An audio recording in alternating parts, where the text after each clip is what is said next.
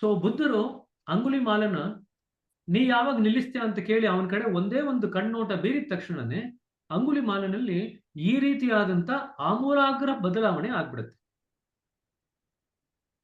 ತದನಂತರ ಮುಂದಿನ ಹಂತದಲ್ಲಿ ಏನದು ಕತೆ ಬರುತ್ತೆ ಅಂದ್ರೆ, ಅಂಗುಲಿಮಾಲ ಬುದ್ಧರ ಒಬ್ಬ ಆಪ್ತ ಶಿಷ್ಯ ಆಗ್ತಾನೆ. ಆಪ್ತ ಶಿಷ್ಯ ಆಗಿ ಬುದ್ಧಿಸಂ ಬಗ್ಗೆ ಸಾಕಷ್ಟು ಕೃತಿಗಳನ್ನ ಅವನು ರಚಿಸ್ತಾನೆ. ಸೊ ಹಾಗಾದ್ರೆ ಅಂಗುಲಿಮಾಲ ಆ ಕ್ಷಣದಲ್ಲಿ ಬುದ್ಧ ಅವರ ಕಡೆ ನೋಡಿದಾಗ ಏನ್ ಅನುಭವಿಸಿದ್ದ ಅಂತ ಯಾರಾದ್ರೂ ಪ್ರಶ್ನೆ ಕೇಳಿದ್ರೆ ನಾವು ಹಲವಾರು ಪದಗಳನ್ನ ಹೇಳಿದ್ವಿ. ಇವಾಗ ಕರುಣೆ ಅಂತ ಹೇಳಿದ್ವಿ, ಪ್ರಶಾಂತತೆ ಅಂತ ಹೇಳಿದ್ವಿ, ಆಮೇಲೆ ಪ್ರೇಮ ಅಂತ ಹೇಳಿದ್ವಿ.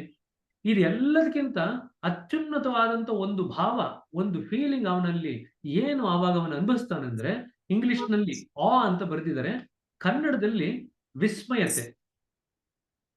ಅಂಗುಲಿಮಾಲ ಬುದ್ಧರ ಒಂದು ನೋಟದಲ್ಲಿ ಮೂಕ ವಿಸ್ಮಯನಾಗ್ಬಿಡ್ತಾನೆ. ಅವನ ಜೀವನದಲ್ಲಿ ಅದುವರೆಗೂ ಆಗದೇ ಇರತಕ್ಕಂತ ಒಂದು ಆಧ್ಯಾತ್ಮಿಕ ಅನುಭವ ಆ ಒಂದು ಕಣ್ಣೋಟದಿಂದ ಅವನಿಗಾಗತ್ತೆ. ಮೂಕ ವಿಸ್ಮಯನಾಗ್ಬಿಡ್ತಾನೆ. ಸುಜಾತ ಅವರೇ ಕೇಳಿಸ್ತಾ ಇದೆ? ಬೇರೆ ಯಾರಿಗೂ ಕೇಳಿಸ್ತಾ ಇಲ್ವಾ? ಕೇಳಿಸ್ತಾ ಇದೆ. ಕೇಳಿಸ್ತಿದೆ. ಸುಜಾತ ಅವರೇ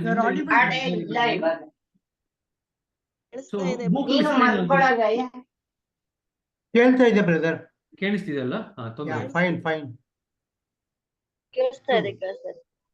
ಸೊ ಮೂಕ ವಿಸ್ಮಯನಾಗ್ಬಿಡ್ತಾನೆ. So it is a feeling of awe ಅಂತ ಹೇಳ್ತೀವಿ. ಈ ಒಂದು ಪದನ ಜ್ಞಾಪಕ ಇಟ್ಕೊಳ್ರಿ, 3 ಅಕ್ಷರ ಇರೋದು, AWE.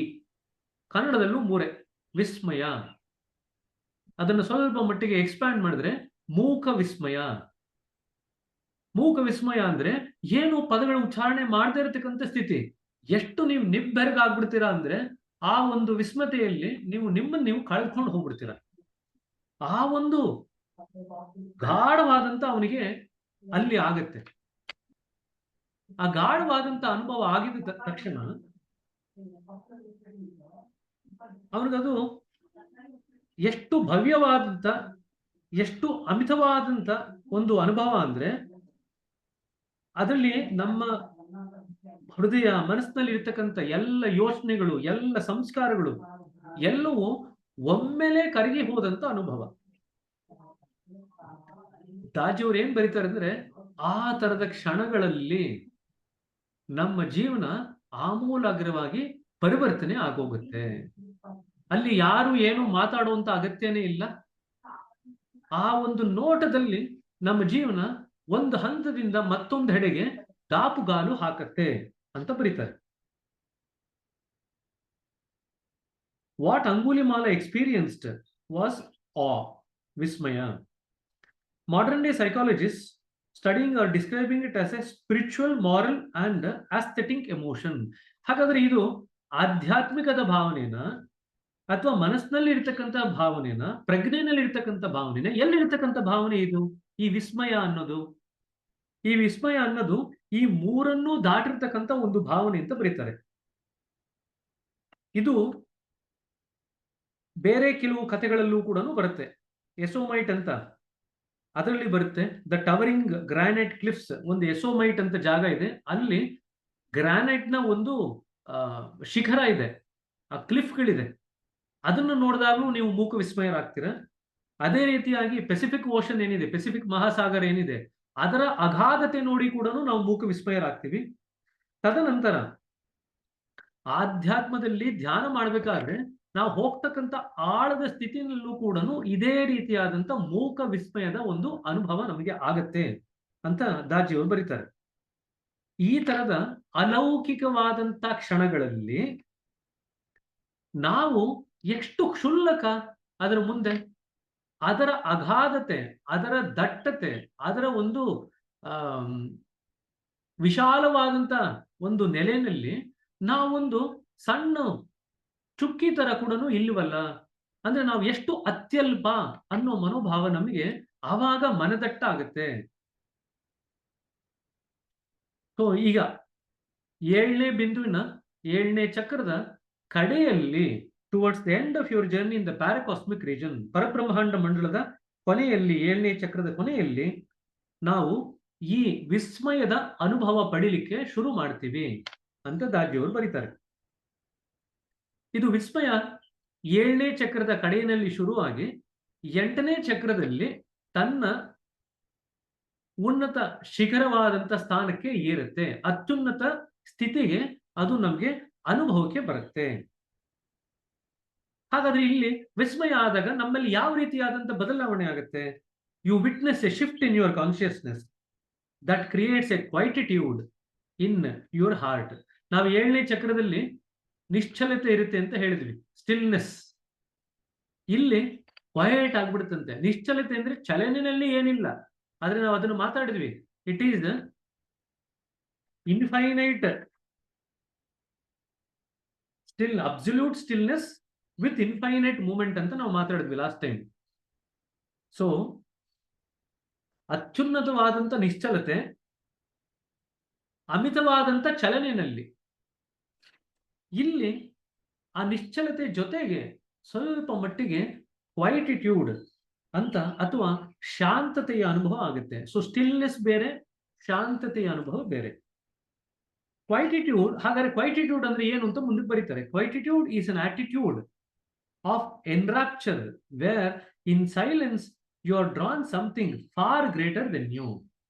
ಈ ಶಾಂತತೆ ಯಾವ ರೀತಿಯಾದಂತ ಒಂದು ಸ್ಥಿತಿ ಅಂದ್ರೆ, ಆ ಒಂದು ನಿಶ್ಶಬ್ದತೆಯಲ್ಲಿ ನಾವು ಯಾವುದೋ ಒಂದು ಅಮಿತವಾದಂತ ವಸ್ತುವಿನ ಕಡೆಗೆ ಸೆಳೆದಂತಾಗಿ ಅದರ ಮೇಲೆ ಮೋಹನ ಬೆಳೆಸ್ಕೊಳ್ತೀವಿ, ಮೋಹಕತೆ ಬೆಳೆಯುತ್ತೆ. ಅದರಿಂದ ಮೋಹಕರಾಗ್ಬಿಡ್ತೀವಿ. ನಾವು ಎಷ್ಟು ಸಣ್ಣ, ಇದು ಎಷ್ಟು ಅಪರಿಮಿತವಾಗಿದೆಯಲ್ಲ, ಇಂಥ ಒಂದು ಸ್ಥಿತಿನಲ್ಲಿ ನಾನು ಇದನ್ನ ಅನುಭವಿಸ್ತಾ ಇದ್ದೀನಲ್ಲ ಅಂತ ಹೇಳಿ ಅದ್ರಲ್ಲಿ ನಾವು ಮೋಹ ಪರವಶರಾಗ್ಬಿಡ್ತೀವಿ. ಅದನ್ನ ಎನ್ರಾಪ್ಚರ್ ಅಂತ ಬರೀತಾರೆ. ಅಲ್ಲಿ ಏನಿದೆ? ಶಾಂತತೆ. ಶಾಂತತೆನಲ್ಲಿ ಏನಿದೆ? ನಿಶ್ಶಬ್ದತೆ. ನಿಶ್ಶಬ್ದತೆಯಲ್ಲಿ ಮೋಹ ಪರವಶತೆ. ಈ ಮೂರೂ ಕೂಡ ಕೂಡಿದೆ ಅಲ್ಲಿ. ಶಾಂತತೆ, ನಿಶ್ಶಬ್ದತೆ, ಮೋಹ ಪರವಶತೆ. ಮೋಹ ಪರವಶ ಯಾವುದರ ವಿಚಾರವಾಗಿ ಆಗ್ತಾ ಇದ್ದೀವಿ? ಅಲ್ಲಿರ್ತಕ್ಕಂಥ ಒಂದು ವಸ್ತು, ಅಗಾಧವಾದಂತ ಅಮಿತವಾದಂತ ವಸ್ತು ಏನ್ ನಮ್ಗಿದೆ, ಅದು ನಮ್ಮನ್ನ ಸೆಳಿತಾ ಇದೆ. ಆ ಒಂದು ವಸ್ತುವಿನ ಆಕರ್ಷಣೆಯಲ್ಲಿ ನಾವು ಮೋಹ ಪರವಶರಾಗ್ಬಿಡ್ತೀವಿ. Such awe from spiritual experiences help sublimate the ego. ಹಾಗಾದ್ರೆ ಈ ತರದ ವಿಸ್ಮಯವಾದಂತ ಅನುಭವಗಳು ನಮಗೆ ಏನ್ ಮಾಡುತ್ತೆ? ನಮಗೆ ನಮ್ಮ ಅಹಂನ ಮಾರ್ಪಾಡು ಮಾಡ್ಲಿಕ್ಕೆ ಶುರು ಮಾಡುತ್ತದು. ಅಹಂನ ಕರಗಿಸ್ಲಿಕ್ಕೆ ಶುರು ಮಾಡುತ್ತೆ. Overcoming the ego by forced subjugation to a grander ideal is artificial and it does not work. ಅಂದ್ರೆ ನಾವು ಅಹಂನ ಅಮ್ಕೋದ್ರಿಂದ ನಾವು ಅಹಂನಿಂದ ದೂರ ಆಗ್ಲಿಕ್ಕೆ ಸಾಧ್ಯ ಇಲ್ಲ. But when you experience something greater and feel your connection with it, ನಮಗಿಂತ ದೊಡ್ಡದಾದಂತ ಅದರ ಜೊತೆಗಿರತಕ್ಕಂಥ ನಮ್ಮ ಸಂಬಂಧ, ಇವೆರಡೂ ನಮಗೆ ಅನುಭವಕ್ಕೆ ಬಂದಾಗ ಅದರಲ್ಲಿ ಬರ್ತಕ್ಕಂಥ ವಿಸ್ಮಯತೆ ನಮ್ಗೇನ್ ಮಾಡುತ್ತೆ? ಇನ್ನೂ ಯಾವುದೋ ಒಂದು ಉನ್ನತವಾದಂತ ಗುರಿ ಎಡೆಗೆ ನಮ್ಮ ಮನಸ್ಸನ್ನ ತಿರುಗಿಸಿಬಿಡುತ್ತೆ. ಇದು ತಿರುಗಿಸಿದಾಗ ನಮ್ಮ ಅಹಂ ಏನ್ ಮಾಡುತ್ತೆ? ನಾನು ನನ್ನದನ್ನ ಬಿಟ್ಟು ನೀನು ನಿನ್ನದು ಅನ್ನೋ ಭಾವನೆಯಲ್ಲಿ ಈಗ ಮುಳುಗಲಿಕ್ಕೆ ಶುರು ಆಗುತ್ತೆ. ಸೊ ಇದುವರೆಗೂ ಕೂಡ ಮನಸ್ಸು ನಾನು ನನ್ನದು ಅನ್ನೋ ಒಂದು ಸ್ಥಿತಿನಲ್ಲೇ ಮುಳುಗಿತ್ತು. ಈಗ ವಿಸ್ಮಯವಾದಂತ ಈ ಅನುಭವ ಆದ್ಮೇಲೆ ನೀನು ನಿನ್ನದು, ಯಾಕಂದ್ರೆ ಅಗಾಧವಾದಂತ ವಸ್ತು ನಮ್ಮ ಮುಂದೆ ಇದೆ ಇವಾಗ, ಅದರಿಂದ ನಾವು ಮೂಕ ವಿಸ್ಮಿತರಾಗ್ಬಿಟ್ಟಿದೀವಿ. ಅದಾದ್ಮೇಲೆ ಅದು ನಮ್ಮನ್ನು ಎಷ್ಟನ್ನು ಆಕರ್ಷಣೆ ಮಾಡುತ್ತೆ ಅಂದ್ರೆ, ನಾನು ನನ್ನದು ನಮ್ಗೆ ಮರೆತು ಹೋಗುತ್ತೆ. ನೀನು ನಿನ್ನದು ಅನ್ನೋ ಭಾವನೆ ಅಷ್ಟೇ ಈಗ ನಮ್ಮ ಮನಸ್ಸು ಹೃದಯದಲ್ಲಿ ಕರಗತ ಆಗ್ಲಿಕ್ಕೆ ಶುರು ಆಗುತ್ತೆ. ಹಾಗಾದ್ರೆ ಈ ವಿಸ್ಮಯ ಅನ್ನೋದು 7ನೇ ಚಕ್ರದ ಕಡೆಯಲ್ಲಿ ಶುರು ಆಗುತ್ತೆ ಅಂತ ಇವಾಗ ತಾನು ಮಾತಾಡಿದ್ವಿ. ಹಾಗೆ ಉಳ್ಕೊಳ್ತಾ ಅದು ಕಾಲಕ್ರಮೇಣ ಪರಿವರ್ತನೆ ಆಗುತ್ತಾನೆ. 8ನೇ ಚಕ್ರದಲ್ಲಿ ನಾವು ನಮ್ಮ ಪ್ರಗತಿನ ಸಾಧನೆ ಮಾಡಬೇಕಾದ್ರೆ this shift in the focus ಈಗ ಏನಾಗುತ್ತೆ? 7ನೇ ಚಕ್ರದಿಂದ 8ನೇ ಚಕ್ರಕ್ಕೆ ಬಂದಾಗ ನಮ್ಮ ಕೆಳಗಿನ ನಾನೂನ ಬಿಟ್ಟು ಉನ್ನತವಾದಂತ ಇನ್ನೊಂದು ಸೆಲ್ಫ್ ಏನಿದೆ ಅದರ ಕಡೆಗೆ ನಾವು ಗಮನನ ಹರಿಸಲಿಕ್ಕೆ ಶುರು ಮಾಡ್ತೀವಿ. We shift our focus from the lower self towards the higher self. This is the beginning of surrender. ಯಾವಾಗ ನಮ್ಮ ಮನಸ್ಸು ಇನ್ನೊಂದು ಉನ್ನತವಾದಂತ ಒಂದು ನಾನು ಅನ್ನೋದಿದೆ, ನೀನು ಅನ್ನೋ ಭಾವ ಯಾವಾಗ ಬರ್ತಿದೆ, ಒಂದು ಉನ್ನತವಾದಂತ ವಸ್ತು ನಮ್ಮ ಮುಂದೆ ಇದೆ. ಇವಾಗ ನಾನು ಅನ್ನೋದು ಕರಗಿ ನೀನು ಅನ್ನೋ ಭಾವ ಬರ್ತಾ ಇದೆ. ಆ ನೀನು ಅನ್ನೋ ಭಾವ ಯಾವಾಗ ಬರ್ಲಿಕ್ಕೆ ಶುರು ಆಗುತ್ತೆ, ಆವಾಗ ಶರಣಾಗತಿಯ ಭಾವ ಈಗ ಪ್ರಕಟ ಆಗ್ಲಿಕ್ಕೆ ಶುರು ಆಗುತ್ತೆ. It's a grand epoch in your consciousness and a worthy goal to strive for. ಇದೊಂದು ಗುರಿ ಇದೆಯಲ್ಲ, ಇದೊಂದು ಉನ್ನತವಾದಂತ ಹಂತ. ಆದ್ರೆ ಈ ಹಂತಕ್ಕೆ ಬರಬೇಕು ಅಂತ ಎಲ್ಲರೂ ಕೂಡ ಹೃದಯಪೂರ್ವಕವಾಗಿ ಹಾತುರಿಬೇಕು ಅಂತ ಕೂಡ ದಾಜಿಯವರು ಬರೀತಾರೆ. I use the word surrender, but in yogic tradition the actual word is ಶರಣಾಗತಿ. ಇಲ್ಲಿ ಇಂಗ್ಲಿಷ್ ನಲ್ಲಿ ಸರೆಂಡರ್ ಅನ್ನೋ ಪದನ ಉಪಯೋಗಿಸಿದೀನಿ, ಆದ್ರೆ ಯೋಗದ ಭಾಷೆನಲ್ಲಿ ಹೇಳಬೇಕಾದ್ರೆ ಶರಣಾಗತಿ ಅಥವಾ ಪ್ರಪತ್ತಿ ಅನ್ನೋ ಪದನ ಉಪಯೋಗಿಸ್ತಾರೆ. ಹಾಗಾದ್ರೆ ಏನು ಪ್ರಪತ್ತಿ ಅಂದ್ರೆ? ಪ್ರಪತ್ತಿ ಅಂದ್ರೆ ಬೇರೆ ಯಾರಿಗೂ ನಾವು ಸೇವಕರಾಗಿ ನಮ್ಮನ್ನು ನಾವು ಶರಣಾಗತಿ ಮಾಡ್ಕೊಳ್ಳೋದು ಅಲ್ಲ. It is not a state of servitude, but it is a state of loving dependence. ಈ ಸರೆಂಡರ್ ಸ್ಟೇಟ್ ಅಲ್ಲಿ ಏನಿರುತ್ತೆ, ನಾವು ಇನ್ನೊಂದು ವಸ್ತುವಿಗೆ, ಇನ್ನೊಂದು ವ್ಯಕ್ತಿಗೆ ನಾವು ಪ್ರೇಮಪೂರ್ವಕವಾಗಿ ಅದರ ಮೇಲೆ ನಿರ್ಭರ ಆಗ್ಲಿಕ್ಕೆ ನಾವಾಗ ನಾವೇ ಒಪ್ಕೊಳ್ತೀವಿ. ಯಾರು ಬಲವಂತ ಮಾಡಿ ಇಲ್ಲಿ ಒಪ್ಪಿಸ್ತಾ ಇಲ್ಲ, ಯಾರು ನೀವು ಅವರಿಗೆ ಸೇವಕರಾಗಿರ್ಬೇಕು ಅಂತ ಹೇಳ್ತಾ ಇಲ್ಲ. ಪ್ರೇಮದ ಭಾವದಲ್ಲಿ ಮುಳುಗಿ, ನೀರು ಬಿಟ್ಬಿಟ್ಟಿದ್ದಾನೆ, ನೀರು ಪ್ರೇಮದ ಭಾವದಲ್ಲಿ ಮುಳುಗಿ ನಾವಾಗ ನಾವೇ ಆ ಒಂದು ವಸ್ತು ಏನಿದೆ, ನೀನು ಅನ್ನೋ ವಸ್ತು ಇವಾಗ ನಮಗೆ ಗಣನೆಗೆ ಬರ್ತಾ ಇದೆ, ಅದರ ಮೇಲೆ ನಿರ್ಭರ ಆಗ್ಲಿಕ್ಕೆ ನಾವೇ ಒಪ್ಕೊಳ್ತೀವಿ. ಅದರ ಜೊತೆಗೆ ಪೂಜನೀಯವಾದಂತ ಮತ್ತೆ ಅತ್ಯಂತ ಉಲ್ಲಾಸದಾಯಕವಾದಂತ ರೀತಿಯಲ್ಲಿ ಅದನ್ನ ಒಪ್ಕೊಂಡು ಸ್ವೀಕರಿಸ್ತೀವಿ. ಇದು ಸ್ವೀಕರಿಕೆಯ ಮನೋಭಾವ. ಈಗ ಉಲ್ಲಾಸದಾಯಕವಾಗಿ ಖುಷಿಯಾಗಿ ಸ್ವೀಕರಿಸುವಂತ ಮನೋಭಾವ. ಯಾಕಂದ್ರೆ ಮೊದಲನೇ ಪಾಯಿಂಟ್ ಅಲ್ಲೂ ಜಾಯ್ಫುಲ್ ಅಕ್ಸೆಪ್ಟೆನ್ಸ್ ಬರುತ್ತೆ ಅಂತ ನಾವು ಹೇಳಿದ್ವಿ. ಹಾಗಾದ್ರೆ ಇಲ್ಲೂ ಕೂಡ ಜಾಯ್ಫುಲ್ ಅಕ್ಸೆಪ್ಟೆನ್ಸ್ ಅಂತ ಮೆನ್ಷನ್ ಮಾಡ್ತಿದ್ದಾರೆ. ಹಾಗಾದ್ರೆ ಎರಡು ಕಡೆಗೂ ವ್ಯತ್ಯಾಸ ಇಲ್ವೇ? ಡೆಫಿನೆಟ್ಲಿ ವ್ಯತ್ಯಾಸ ಉಂಟು. ಮೊದಲನೇ ಪಾಯಿಂಟ್ ನಲ್ಲಿ ಇನ್ನೂ ಈ ಶರಣಾಗತಿಯ ಸ್ಥಿತಿ ಬಂದಿಲ್ಲ. ಅವ್ರ ಮೇಲೆ ನಾವು ಯಾಕೆ ಶರಣಾಗತರಾಗಬೇಕು, ಅವ್ರ ಮಾತು ಯಾಕೆ ನಾವು ಕೇಳಬೇಕು ಅನ್ನೋ ಮನೋಭಾವ ಇನ್ನೂ ಸಾಕಷ್ಟು ಮನೆ ಮಾಡಿರುತ್ತೆ ಮೊದಲನೇ ಬಿಂದುವಿನಲ್ಲಿ, ಮೊದಲನೇ ಚಕ್ರದಲ್ಲಿ.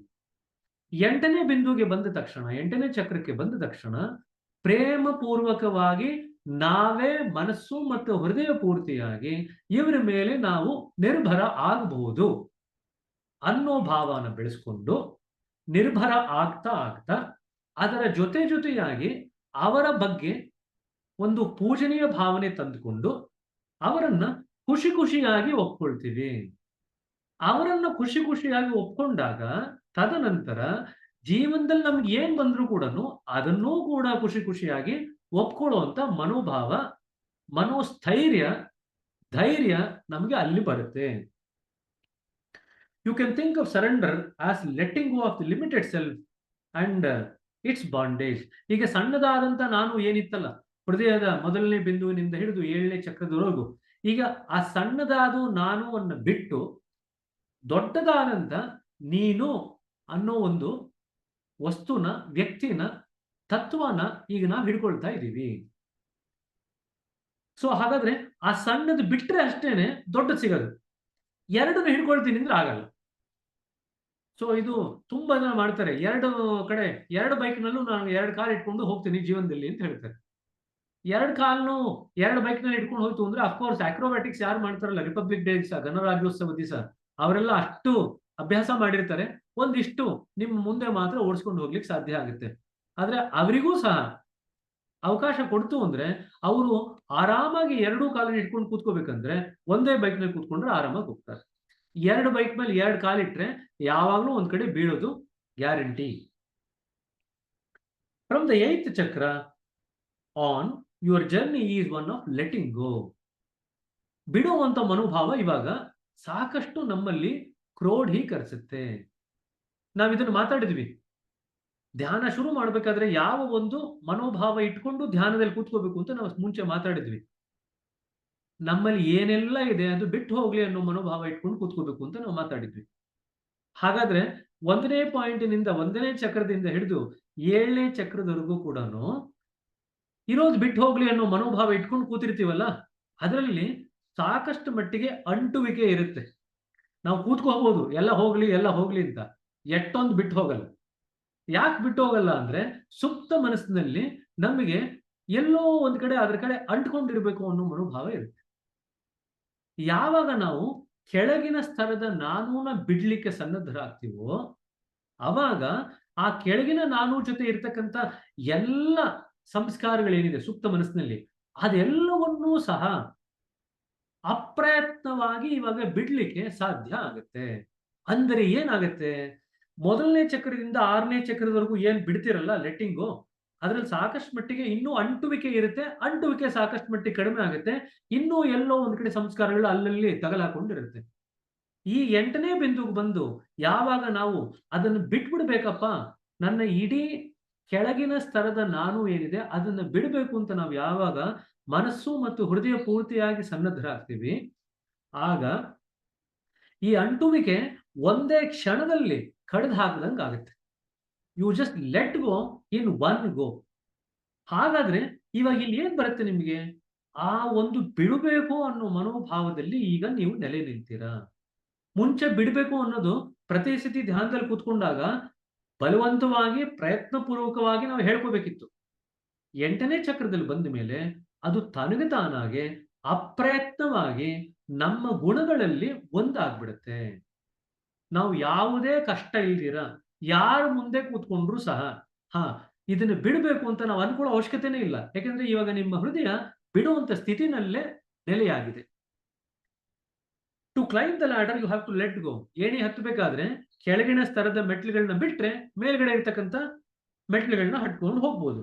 ಅದೇ ರೀತಿಯಾಗಿ ಕೆಳಗಡೆ ಇರ್ತಕ್ಕಂಥ ನಾನು, ಆ ಕೆಳಗಿನ ಸಣ್ಣ ನಾನೂನ ನಾವು ಬಿಟ್ರೆ ಮೇಲ್ಗಡೆ ಇರ್ತಕ್ಕಂಥ ದೊಡ್ಡದಾದ ನೀನುನ ನಾವು ಹಿಡ್ಕೊಳ್ಳಿಕ್ಕೆ ಸಾಧ್ಯ ಆಗುತ್ತೆ. ಗಿಡ ಮರಗಳನ್ನ ನಾವು ನೋಡ್ತೀವಿ, ಪ್ರತಿ ವರ್ಷ ಕೂಡ ಇರ್ತಕ್ಕಂಥ ಎಲೆಗಳನ್ನೆಲ್ಲ ಉದುರಿಸಿ ಹೊಸ ಎಲೆ ಬರ್ಲಿಕ್ಕೆ ಅವಕಾಶ ಮಾಡಿಕೊಡುತ್ತೆ. ಇಲ್ಲೂ ಕೂಡ ಇಲ್ಲಿ ನಾವೇನ್ ಮಾಡ್ತಿದ್ದೀವಿ, ನಮ್ಮ ಕೆಳಗಿನ ನಾನು ಸಣ್ಣದಾದಂತ ಚಿಕ್ಕದಾದಂತ ಅದರಲ್ಲಿರ್ತಕ್ಕಂಥ ಸಂಸ್ಕಾರಗಳು ಅನ್ನೋ ಎಲೆ ಬಿಟ್ಟು ಹೊಸ ಚಿಗುರು ಬರೋಂಗೆ ಮಾಡ್ತೀವಿ. ಹಾಗಾದ್ರೆ ನೀವು ಅನ್ಕೋಬಹುದು, ಈ ಹಳೆ ಚಿಗುರು ಹೋಯ್ತಲ್ಲ, ಹೊಸ ಚಿಗುರಿಗೂ ಹಳೆ ಚಿಗುರಿಗೆ ಏನ್ ವ್ಯತ್ಯಾಸ? ಹಳೆ ಚಿಗುರು ಹೋಗಿದ್ದೆಲ್ಲ ನಿಮ್ಮ ಸಂಸ್ಕಾರಗಳು, ಹೊಸ ಚಿಗುರಿನಲ್ಲಿ ಬರ್ತಿರ್ತಕ್ಕಂಥದ್ದೆಲ್ಲ ಆಧ್ಯಾತ್ಮಿಕ ಸ್ಥಿತಿಗಳು, ಉನ್ನತವಾದಂತ ಆಧ್ಯಾತ್ಮಿಕ ಸ್ಥಿತಿಗಳು.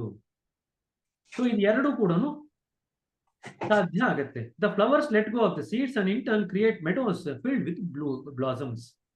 You too arrive at this sublime state of consciousness only because you have let go of the previous ones.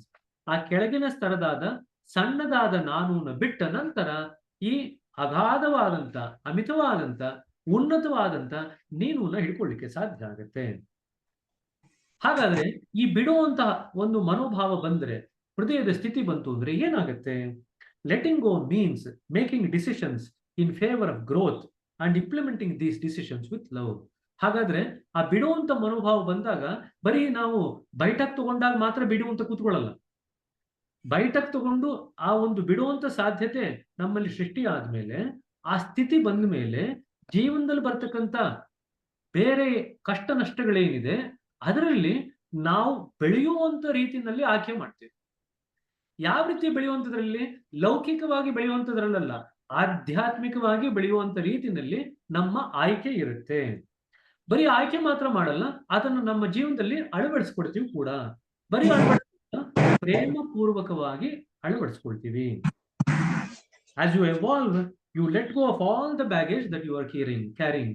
ಇದುವರೆಗೂ ನಾವು ತಗೊಂಡ್ಬಂದಿರ್ತಕ್ಕಂಥ ಎಲ್ಲ ಗಂಟು ಮೂಟೆ ಏನಿದೆಯಲ್ಲ ಅವೆಲ್ಲವನ್ನು ಬಿಡ್ಲಿಕ್ಕೆ ಸನ್ನದ್ಧರಾಗ್ತೀವಿ. By baggage, I means the emotional baggage and prejudices, anger, jealousy, guilt, likes, dislikes, anything that burdens the soul. ಇಲ್ಲಿ 1ನೇ ಚಕ್ರದಿಂದ 7ನೇ ಚಕ್ರದವರೆಗೆ ಏನೇನೆಲ್ಲ ನಾವು ಹೊತ್ಕೊಂಡು ಕೂತಿದ್ವಲ್ಲ, ಮೊದಲನೇ ಬಿಂದುವಿನಲ್ಲೇ ಸಾಕಷ್ಟು ಹೊತ್ಕೊಂಡಿರ್ತೀವಿ ನಾವು. ಆಸೆ, ನಿರಾಸೆ, ಇಷ್ಟ, ಅನಿಷ್ಟ, ದ್ವೇಷ, ಅಸೂಯೆ, ರಾಗ, ಮೋಹ ಎಲ್ಲವೂ ಕೂಡ ಮೊದಲನೇ ಬಿಂದುವಿನಲ್ಲೇ ಇರುತ್ತೆ. ಹಾಗಾಗಿ ಮೊದಲನೇ ಬಿಂದುವಿನ ಇಂದ ರಥ ಕದಲ್ಬೇಕಂದ್ರೆ ಸಾಕಷ್ಟು ಸಮಯ ಆಗುತ್ತೆ. ಆದ್ರೆ ಈ ಕೆಳಗಿನ ನಾನೂನ ಬಿಡ್ಲಿಕ್ಕೆ ನಾ ಸನ್ನದ್ಧವಾದ್ಮೇಲೆ ಇವೆಲ್ಲವನ್ನೂ ಸಹ ಒಮ್ಮೆಲೆ ಬಿಡ್ಲಿಕ್ಕೆ ಸಾಧ್ಯ ಆಗುತ್ತೆ. Some baggage you let go of through the cleaning process, the rest you hand over the guru and you move onwards. ಹಾಗಾದ್ರೆ 3 ರೀತಿನಲ್ಲಿ ಈ ನಮ್ಮ ಏನು ಗಂಟು ಮೂಟೆ ತಂದಿದ್ವಲ್ಲ, ಸಂಸ್ಕಾರದ ಗಂಟು ಮೂಟೆ, 3 ರೀತಿಯಲ್ಲಿ ನಾವು ಬಿಡ್ಲಿಕ್ಕೆ ಸಾಧ್ಯ ಆಗುತ್ತೆ ಅಂತ ಹೇಳ್ತಾರೆ. ಮೊದಲನೇದು, ಸ್ವಲ್ಪನ ನಾವು ಕ್ಲೀನ್ ಮಾಡಿಸ್ಕೊಳ್ತೀವಂತೆ, ಶುದ್ಧೀಕರಣ ಮಾಡ್ಕೊಳ್ತೀವಿ. ಇನ್ ಕೆಲವು ಪ್ರಶಿಕ್ಷಕರ ಹತ್ರ, ಗುರುಗಳ ಹತ್ರ ಹೋದಾಗ ಶುದ್ಧೀಕರಣ ಮಾಡ್ಲಿಕ್ಕೆ ಅವಕಾಶ ಮಾಡಿಕೊಡ್ತೀವಿ. ಉಳಿದಿದ್ದು ಏನಿರುತ್ತಲ್ವಾ, ಆ ಗಂಟು ಮೂಟೆನೆಲ್ಲ ಇವಾಗ ನಾವು ಅದು ಖಾಲಿ ಆಗ್ಲಿ ಅಂತ ಕಾಯಲ್ಲ, ಎಲ್ಲಾನು ಗುರುಗೆ ಒಪ್ಪಿಸ್ಬಿಡ್ತೀವಿ. ಎಲ್ಲವೂ ನಿಂದೆ, ಇಟ್ಕೊಡಿ ಇದನ್ನ. ನೀವು ಈಗ ಆ ಗಂಟು ಮೂಟೆ ಭಾರನೆಲ್ಲ ಗುರುಗಳಿಗೆ ಒಪ್ಪಿಸಿ ನೀವು ಆರಾಮಾಗಿ ನಿಮ್ಮ ಆಧ್ಯಾತ್ಮಿಕ ಪ್ರಗತಿನ ನೀವು ಸಾಧನೆ ಮಾಡ್ಲಿಕ್ಕೆ ಶುರು ಮಾಡ್ತೀರಾ. Surrender is nothing but handing over the baggage to the guru so that you can travel light in your journey. ಅಂದ್ರೆ ಶರಣಾಗತಿಯ ಸ್ಥಿತಿನಲ್ಲಿ ನಮ್ಮಲ್ಲಿರ್ತಕ್ಕಂಥ ಎಲ್ಲ ಸಂಸ್ಕಾರಗಳ ಗಂಟು ಮೂಟೆನ ಗುರುಗಳಿಗೆ ಪ್ರೇಮಪೂರ್ವಕವಾಗಿ ಒಪ್ಪಿಸಿ ನಾವು ಬಹಳ ಹಗುರತೆಯಿಂದ ನಮ್ಮ ಆಧ್ಯಾತ್ಮಿಕ ಪ್ರಗತಿನ ಸಾಧನೆ ಮಾಡಿಕೊಳ್ಳಿಕ್ಕೆ, ಮುಂದಿನ ಪ್ರಗತಿನ ಸಾಧ್ಯ ಮಾಡಿಕೊಳ್ಳಿಕ್ಕೆ ನಮ್ಮ ಚಲನೆನ ಈಗ ಶುರು ಮಾಡ್ತೀವಿ. Prior to the 8th chakra there was lot of pushing and pulling to surrender. ಅಷ್ಟು ಬೇಗ ಶರಣಾಗತಿ ಬರಲ್ಲ. ಈಗ ತಾನು ಹೇಳಿದ್ನಲ್ಲ, 1ನೇ ಪಾಯಿಂಟ್ ಇಂದ 7ನೇ ಪಾಯಿಂಟ್ ಅಥವಾ 7ನೇ ಚಕ್ರದವರೆಗೂ ಕೂಡ ಕೆಲವು ಸತಿ ಮನಸ್ಸಂತತೆ ಎಲ್ಲ ಗುರುಗಳು ಹೇಳ್ದಂಗೆ ಕೇಳಬೇಕು ಅಂತ ಅನ್ಸುತ್ತೆ. ಇನ್ ಕೆಲವು ಸತಿ ಗುರುಗಳು ಹೇಳ್ದಂಗೆ ಯಾಕೆ ಕೇಳಬೇಕು, ಅವ್ರಿಗೂ ನನ್ಗೆ ಏನ್ ಸಂಬಂಧ, ಇದೆಲ್ಲ ಮನಸ್ಸಿನಲ್ಲಿ ಆಗ್ತಕ್ಕಂಥ ಯೋಚನಾ ಲಹರಿಗಳು ಎಲ್ಲರಲ್ಲೂ ಹಾದು ಹೋಗಿರುತ್ತೆ. ಯಾರು ಇದಕ್ಕೆ ವ್ಯತಿರಿಕ್ತ ಏನಿಲ್ಲ. ಆದರೆ ಈ ಪುಷು ಪುಲ್ ಏನಿದೆಯಲ್ಲ, ಕೆಲವು ಸತಿ ಆಗು ಅಂತ ಮನಸ್ಸು ಹೇಳುತ್ತೆ, ಕೆಲವು ಸತಿ ಆಗ್ಬೇಡ ಅಂತ ಮನಸ್ಸು ಹೇಳುತ್ತೆ. ಇದೆಲ್ಲವನ್ನು ದಾಟಿ ಈಗ ಯಾವಾಗ ನಮ್ಮ ಅಹಂ ಆ ಮೂಕ ವಿಸ್ಮಯದ ಸ್ಥಿತಿನ ಅನುಭವಿಸುತ್ತೋ, ಹಾಗೆ ಆ ಕ್ಷಣದಲ್ಲಿ ಆಯ್ತು, ಈಗ ನನ್ನ ಈ ಗಂಟು ಮೂಟೆನೆಲ್ಲ ಈಗ ನಾನು ಇವರಿಗೆ ಕೊಟ್ಬಿಟ್ಟು ನಾನು ಈಗ ಸಾಧನೆ ಮಾಡ್ಕೊಳ್ಳೋದ್ರಲ್ಲಿ, ಇವರಿಗೆ ಶರಣಾಗತಿ ಆಗೋದ್ರಲ್ಲಿ ವಿವೇಕ ಇದೆ ಅಂತ ಮನಸ್ಸಿಗೆ ಅನಿಸ್ಲಿಕ್ಕೆ ಶುರು ಆಗುತ್ತೆ. This is understandable. ಹಾಗಾದ್ರೆ 1ನೇ ಪಾಯಿಂಟ್ ಇಂದ 8ನೇ ಪಾಯಿಂಟ್ ವರೆಗೂ ಯಾಕೆ ಹಿಂಗಾಗುತ್ತೆ ಅಂತ ಯಾರಾದ್ರೂ ಕೇಳಿದ್ರೆ, this is understandable since the ego still needs to latch on to something for the survival. ಅಹಂ ಅನ್ನೋದಕ್ಕೆ ಏನೋ ಒಂದು ವಸ್ತು ಕೊಟ್ಟಿರ್ಬೇಕು ಇಟ್ಕೊಳ್ಳಿಕ್ಕೆ. ನಾವು ಅಹಂಗೆ ಏನೂ ಕೊಡ್ಲಿಲ್ಲ ಅಂದ್ರೆ ಅದು ಸಂಸ್ಕಾರ ಗಟ್ಟಿಯಾಗಿ ಇಟ್ಕೊಳ್ಳುತ್ತೆ. ಸೊ ನಾವು ಯೋಚನೆ ಮಾಡ್ಬೇಕು, ಅಹಂಗೆ ಏನ್ ಕೊಡೋದು?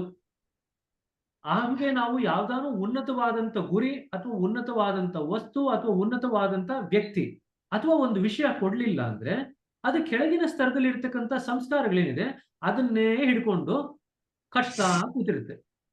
ಎಲ್ಲರ ಮನಸ್ಸು ಸಾಮಾನ್ಯವಾಗಿ ಧ್ಯಾನಕ್ಕೆ ಬರ್ತಕ್ಕಂಥವ್ರು ಎಲ್ಲರ ಮನಸ್ಸು ಇಷ್ಟೇ ಮಾಡೋದು. ಏನ್ ಯೋಚನೆ ಮಾಡ್ತಿರ್ತಾರೆ? ಎಲ್ಲರೂ ಯಾವಾಗ್ಲೂ ಸಂಸಾರದಲ್ಲಿ ಏನಾಗ್ತಿದೆ ಅದ್ರ ಬಗ್ಗೆ ಚಿಂತೆ ಮಾಡ್ತಾ ಕೂತಿರ್ತಾರೆ. ಎಲ್ಲಿ ಕೂತ್ಕೊಂಡ್ರು ಅದನ್ನೇ ಚಿಂತೆ ಮಾಡ್ತಿರ್ತಾರೆ, ಧ್ಯಾನಕ್ಕೆ ಬಂದ್ರು ಅದನ್ನೇ ಚಿಂತೆ ಮಾಡ್ತಿರ್ತಾರೆ. ಅಂದ್ರೆ ಮನಸ್ಸಿಗೆ ಅವರು ಒಂದು ಅಮಿತವಾದಂತ ಉನ್ನತವಾದಂತ ಗುರಿ, ವ್ಯಕ್ತಿ, ವಸ್ತು, ವಿಷಯ ಏನು ಕೊಟ್ಟಿಲ್ಲ. ಯಾವಾಗ ಕೊಡಲ್ವೋ ಮನಸ್ಸು ಇರೋದು ಏನಿದೆ ಅದರಲ್ಲೇ ಏನೋ ಒಂದು ಮೆಲುಕಾಗ್ತದೆ.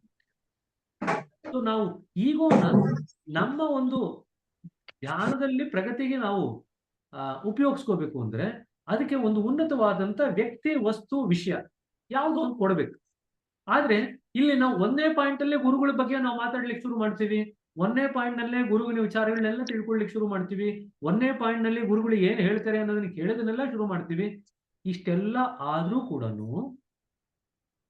ಗುರುಗಳ ಮಹತ್ವ ನಮ್ಮ ಹೃದಯದ ಮೇಲೆ ಛಾಪ್ ಆಗಿರಲ್ಲ. ಯಾವಾಗ ನಮಗೆ ಗುರುಗಳ ಒಂದು ಆ ಕೆಲಸದಿಂದ ಮೂಕ ವಿಸ್ಮಯದ ಒಂದು ಸ್ಥಿತಿಯ ಅನುಭವ ಆಗತ್ತೆ, ಆವಾಗ ನಮಗೆ ಗುರುಗಳ ಒಂದು ಮಹತ್ವ ಏನಿದೆ ಆಧ್ಯಾತ್ಮಿಕ ಪ್ರಗತಿಯಲ್ಲಿ ಅದು ನಮಗೆ ಕ್ಷಣಾರ್ಧದಲ್ಲಿ ಗೊತ್ತಾಗ್ಬಿಡುತ್ತೆ. ತುಂಬಾ ಕ್ಷಣ ಏನ್ ಬೇಕಾಗಲ್ಲ, ಕ್ಷಣದಲ್ಲಿ ಅರ್ಧ ಅಷ್ಟೇ ಬೇಕಾಗಿರೋದು. ಅದು ಯಾವಾಗ ನಮ್ಗೆ ಗೊತ್ತಾಗತ್ತೋ, ಗೊತ್ತಾಗಿದ ತಕ್ಷಣನೇ ನಾವು ಗಂಟು ಮೂಟೆನೆಲ್ಲ ಗುರುಗೆ ಕೊಡ್ಲಿಕ್ಕೆ ತಯಾರಾಗ್ತೀವಿ. ಇದನ್ನೇ ಶರಣಾಗತಿ ಅಂತ ದಾದಿಯವರು ಬರೀತಾರೆ. But as you refine and sublimate the ego, the process of letting go unfolds naturally. ಸ್ವಾಭಾವಿಕವಾಗಿ ಇವಾಗ ನಾವು ಬಿಡಬೇಕು ಅನ್ನೋ ಮನೋಭಾವಕ್ಕೆ ಬಂದಿದ್ದೀವಿ. Religions have indicated symbolism to indicate this idea. ಮತಗಳೆಲ್ಲ ಏನಿದೆ ಇದನ್ನ ಚಿತ್ರದ ಮುಖಾಂತರ ತೋರಿಸಿದ್ದಾರೆ. ಕೃಷ್ಣ ಎಲ್ಲ ಹಸುಗಳಿಂದ ಸುತ್ತುವರೆದಿರ್ತಾನಲ್ಲ, ಅದೂ ಕೂಡ ಇದು ಶರಣಾಗತಿಯ ಸ್ಥಿತಿನೇ. ಅಲ್ಲಿ ಹಸುಗಳು ತಮ್ಮ ಎಲ್ಲ ಚಿಂತೆಗಳನ್ನ ಬಿಟ್ಟು ಕೃಷ್ಣನ ಹತ್ರ ಬಂದು ಹಾಯಾಗಿರುತ್ತೆ. ಅದು ಗೊತ್ತಿದೆ ಕೃಷ್ಣ ತಮ್ಮನ್ನು ಕಾಯ್ತಾನೆ ಅಂತ. ಅದೇ ರೀತಿಯಾಗಿ ಲಾರ್ಡ್ ಜೀಸಸ್ ಒಂದು ಕುರಿ ಮರಿನ ಎತ್ಕೊಂಡಿರ್ತಾರೆ. ಸಾಕಷ್ಟು ಚಿತ್ರಗಳಲ್ಲಿ ನೋಡಿರ್ತೀರ. ಆ ಕುರಿ ಮರಿ ಕೂಡ ಯಾವುದೇ ತೊಂದರೆಯಲ್ಲಿದ್ದೀರ, ಅದರ ಅದರ ಜೀವದ ಬಗ್ಗೆ ಯಾವುದೇ ಒಂದು ಚಿಂತೆ ಮಾಡಿದ್ದೀರಾ, ಇವನು ನನ್ನ ಜೀವನನ ನೋಡ್ಕೊಳ್ತಾನೆ ಅನ್ನೋ ಒಂದು ಮನೋಭಾವದಲ್ಲಿ ಅದು ಶರಣಾಗತಿ ಆಗಿರುತ್ತೆ. ಸೊ ಮತಗಳಲ್ಲಿ, ರಿಲಿಜನ್ಸ್ ಅಲ್ಲಿ ಇದನ್ನ ಚಿತ್ರದ ಮುಖಾಂತರ ತೋರಿಸ್ತಾರೆ. ಆದ್ರೆ ಇಲ್ಲಿ ನಮ್ಮ ಆಧ್ಯಾತ್ಮಿಕ ಪದ್ಧತಿಯಲ್ಲಿ ನಾವು ಇದನ್ನ ಒಂದು ಸ್ಥಿತಿಯಾಗಿ ಅನುಭವಕ್ಕೆ ತಂದುಕೊಳ್ತೀವಿ. That becomes your state now. Everything seems just as it should be. ಇವಾಗ ಇದು ನಿಮ್ಮ ನಿಜವಾದಂತ ಮೂಲ ಸ್ಥಿತಿ ಆಗ್ಬಿಡುತ್ತೆ. ಯಾವ ಸ್ಥಿತಿ? ಶರಣಾಗತಿ. ಇದು ನಿಮ್ಮ ಸ್ಥಿತಿ. ಈ ಸ್ಥಿತಿನಲ್ಲಿ ಮಾಸ್ಟರ್ ಏನೇ ಹೇಳಿದ್ರು ಕೂಡ ಯಾವ ಪ್ರಶ್ನೆನೂ ಮಾಡಲ್ಲ. ಇನ್ನೂ ಪ್ರಶ್ನೆ ಮಾಡ್ತಾ ಇದ್ದಾರೆ ಅಂದ್ರೆ ಇನ್ನು 8ನೇ ಪಾಯಿಂಟ್ ಅಲ್ಲಿ ಸಾಕಷ್ಟು ಮಟ್ಟಿಗೆ ಎರಡು ಕೆಲಸ ಆಗಿರಲ್ಲ. ಎರಡು ಕೆಲಸ ಆಗಿರಲ್ಲ ಅಂದ್ರೆ ಮಾಸ್ಟರ್ನ ಒಂದು ಮಹತ್ವ ಆಧ್ಯಾತ್ಮದಲ್ಲಿ ಏನಿದೆ ಅದಿನ್ನೂ ಮನದಟ್ಟಾಗಿಲ್ಲ, ಮನಸ್ಸಿಗೂ ಗೊತ್ತಾಗಿಲ್ಲ, ಹೃದಯಕ್ಕೂ ಗೊತ್ತಾಗಿಲ್ಲ. ಎರಡನೇದು, ಅವರು ಇನ್ನೂ ತಮ್ಮಲ್ಲಿರ್ತಕ್ಕಂಥ ಸಂಸ್ಕಾರಗಳನ್ನ ಬಿಡ್ಲಿಕ್ಕೆ ಇನ್ನೂ ರೆಡಿ ಆಗಿಲ್ಲ.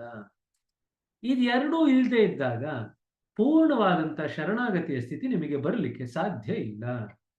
ಇದು ಎರಡೂ ವ್ಯಕ್ತ ಆದಾಗಷ್ಟೇ ಪೂರ್ಣವಾಗಿ ಶರಣಾಗತಿಯ ಸ್ಥಿತಿ ಬಂದಿದೆ. ಶರಣಾಗತಿಯ ಸ್ಥಿತಿ ಬಂದಾಗ ನೀವು ಯಾವುದೇ ಪ್ರಶ್ನೆನ ಕೇಳಲಿಕ್ಕೆ ಹೋಗಲ್ಲ. ಯಾಕೆ ನೀವು ಮಾಸ್ಟರ್ನ ಹಾಗಾದ್ರೆ ದಾಜಿಯವ್ರನ್ನ ಪ್ರಶ್ನೆಗಳನ್ನ ಕೇಳದೆ ಬಿಟ್ಬಿಡ್ತಾರೆ ಎಲ್ರು ಅಂತ ಪ್ರಶ್ನೆ ಯಾರನ್ನ ಕೇಳಿದ್ರೆ, ದಾಜಿಯವರಿಗೆ ಹೊರಮುಖವಾಗಿ ಪ್ರಶ್ನೆ ಕೇಳಲ್ಲ. ಹಾಗಾದ್ರೆ ಏನ್ ಮಾಡ್ತಾರೆ? ಶರಣಾಗತಿ ಬಂದಂತ ಸ್ಥಿತಿ, ಆ ವ್ಯಕ್ತಿ ಸ್ಥಿತಿ ಹೇಗಿರುತ್ತೆ? ಆಂತರಿಕವಾಗಿ ಇರತಕ್ಕಂಥ ಗುರುಗಳನ್ನ ಕೇಳಲಿಕ್ಕೆ ಶುರು ಮಾಡ್ತಾರೆ. ಹೊರಗಡೆ ಕೇಳುವಂತ ಅವಶ್ಯಕತೆ ಇಲ್ಲ ಈಗ. ಯಾಕೆಂದ್ರೆ ಗುರುಗಳು ಹೃದಯಸ್ಥರಾಗ್ಬಿಟ್ಟಿದ್ದಾರೆ ಇವಾಗ ನಿಮ್ಗೆ. ಯಾವಾಗ ಗುರುಗಳು ಹೃದಯಸ್ಥರಾಗ್ತಾರೋ ಹೊರಗಿನ ಗುರುವಿನ ಹತ್ರ ನೀವು ಕೇಳಿಕೊಂಡು ಹುಡ್ಕೊಂಡು ಹೋಗಿ ಕೇಳುವಂತ ಅವಶ್ಯಕತೆ ಇಲ್ಲವೇ ಇಲ್ಲ.